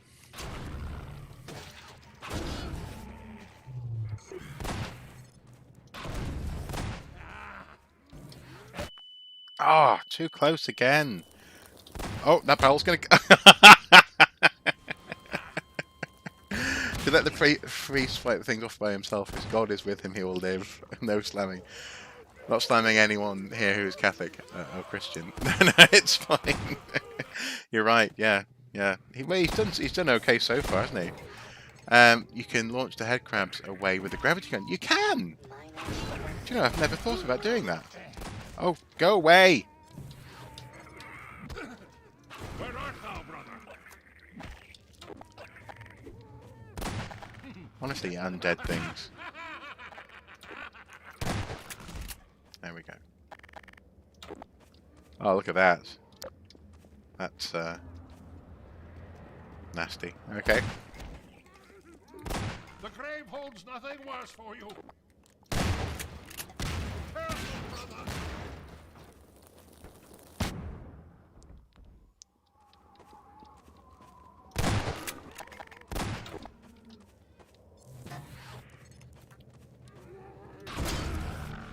I love it. I love how you can slice through multiple of the bad guys at once. It's fantastic. Oh. Oh no! Oh no no no no no!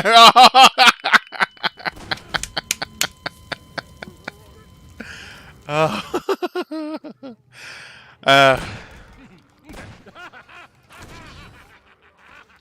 So okay. Hannibal the film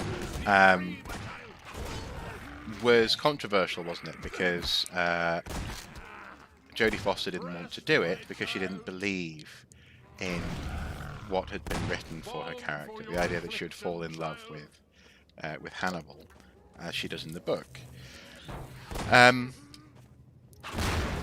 that she would have this very, very complicated relationship, particularly in how he eventually escapes in the movie, which is different in the book. But anyway, it's a little bit different anyway. But and so therefore, I understand why some people don't like it.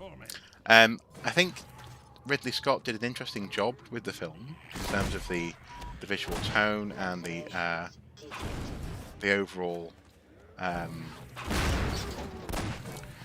the speed of the film. It felt like something that was very similar to his. He did was it Man Bites Dog? I seem to remember Denzel. Is it Denzel Washington?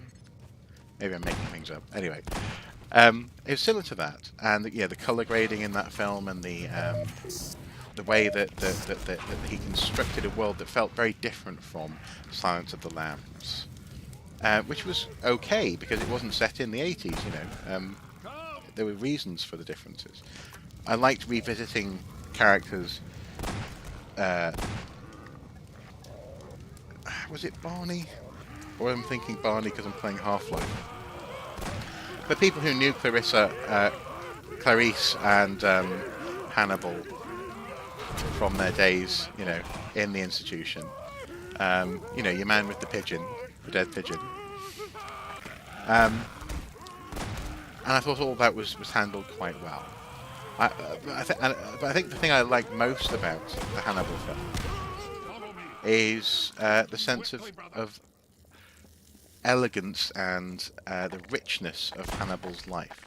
When he is living the life he wants to live, and living presumably off substantial funds as an aristocrat, he has such a rich love of, everything. Even the paper he writes on is just delicious.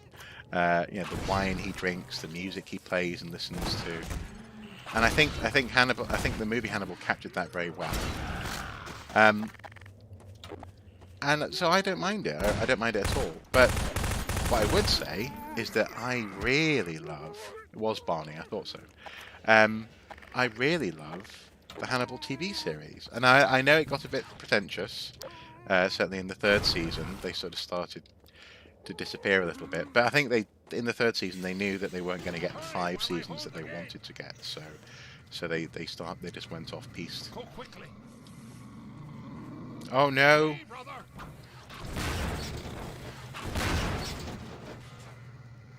Onward to the mines. Onward to the mines. Go quickly. Trying to kill things. Free, brother. There we go. Onward to the mines. Lacerations detected. Go quickly. Oh, up there. Sorry, I'm miles away. Okay. There we go. What's Farewell, weird? brother. I fear I deliver you to a darker place. May the light of lights illuminate your path. Well, then why are you leading me Look here? to your own salvation. Okay, well, fair enough, I guess. Blimey. What's weird to me is seeing people call the Star Wars prequels underrated. I'm not a fan of Disney Star Wars movies. The prequels underrated? I don't think so. Well, i.e., you think they're rated at just the right level. Like, and I suppose I agree. I suppose I agree in that sense. But also, I have a sort of a soft spot for the prequels, in so much as they were the films I got to see for the first time in the cinema, before anyone else, with everyone else, rather, sorry, as opposed to having older, my cousins and family friends say, well, you haven't seen Star Wars, man? Oh my goodness, obviously they wouldn't say it in that accent, but well, you haven't seen Star Wars, you weirdo, this kind of thing. Because actually, as a kid, and people, I think they forget this, Star Wars was really hard to get on for quite a long time.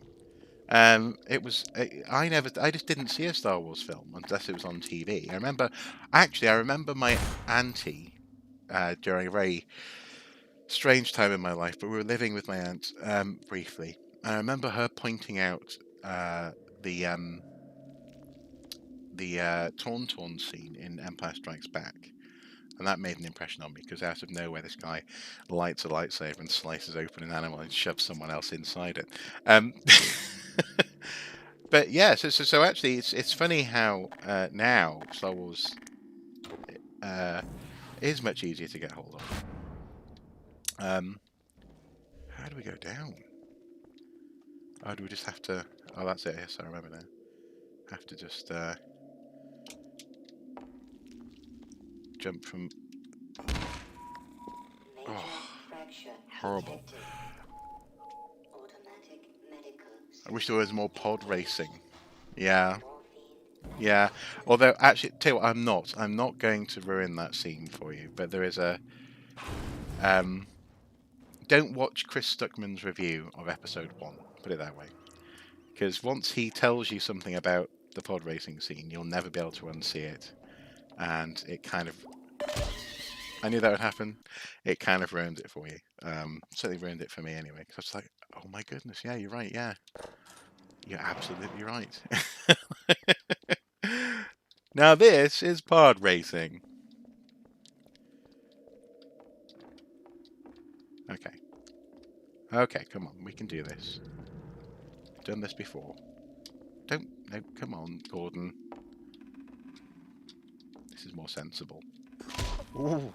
Major I love and hate the bone crunch noises, when you land hard. Where now? This way? No. How do we get down there?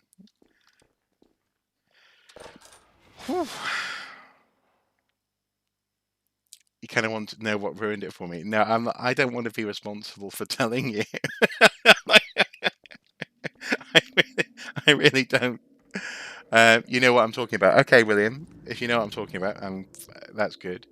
Beck, if you really want to, then watch Chris Stuckman, and he will tell you. But I don't want to be the person who does that to you. No! Ah, idiot. This is difficult to do when you're just using WASD. I loved episode 1 as a kid, but I watch it as an adult. It's a big commercial for toys and video games. It's sort of. I think there's actually, I think there is quite a lot going on in episode 1 that's okay. You know, yes, you're right. A lot of it is an advert for toys and video games, and some of those video games weren't necessarily. What was it? So Rogue Squadron, for example, eventually had a cheat code where you could use a Naboo starfighter in it when episode 1 came out. Oh no! Ah! Oh, okay, I survived. That's good enough for me. Oh no!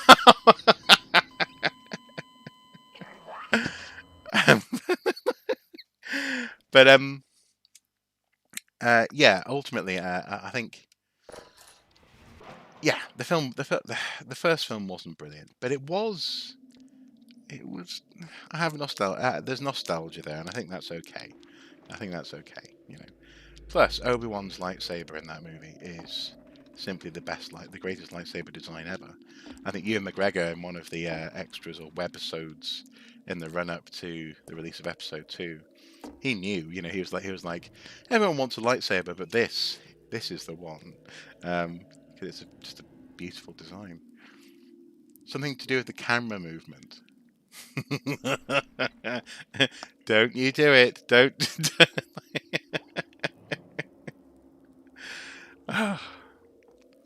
Okay.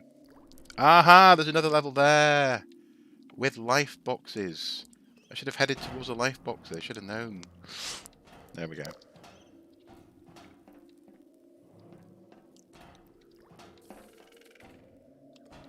Okay. Well, folks, I've been playing for 2.25 hours now. It's just gone 5, and me and my lovely wife have to prepare tea, I'm afraid. So I'm going to love you and leave you there. But this is a good place to halt. We're just about to go into the mines and confront all these delightful spindly-legged beauties on the floor there. And also I'm going to do this, going to leave before anyone spoils anything for Beck.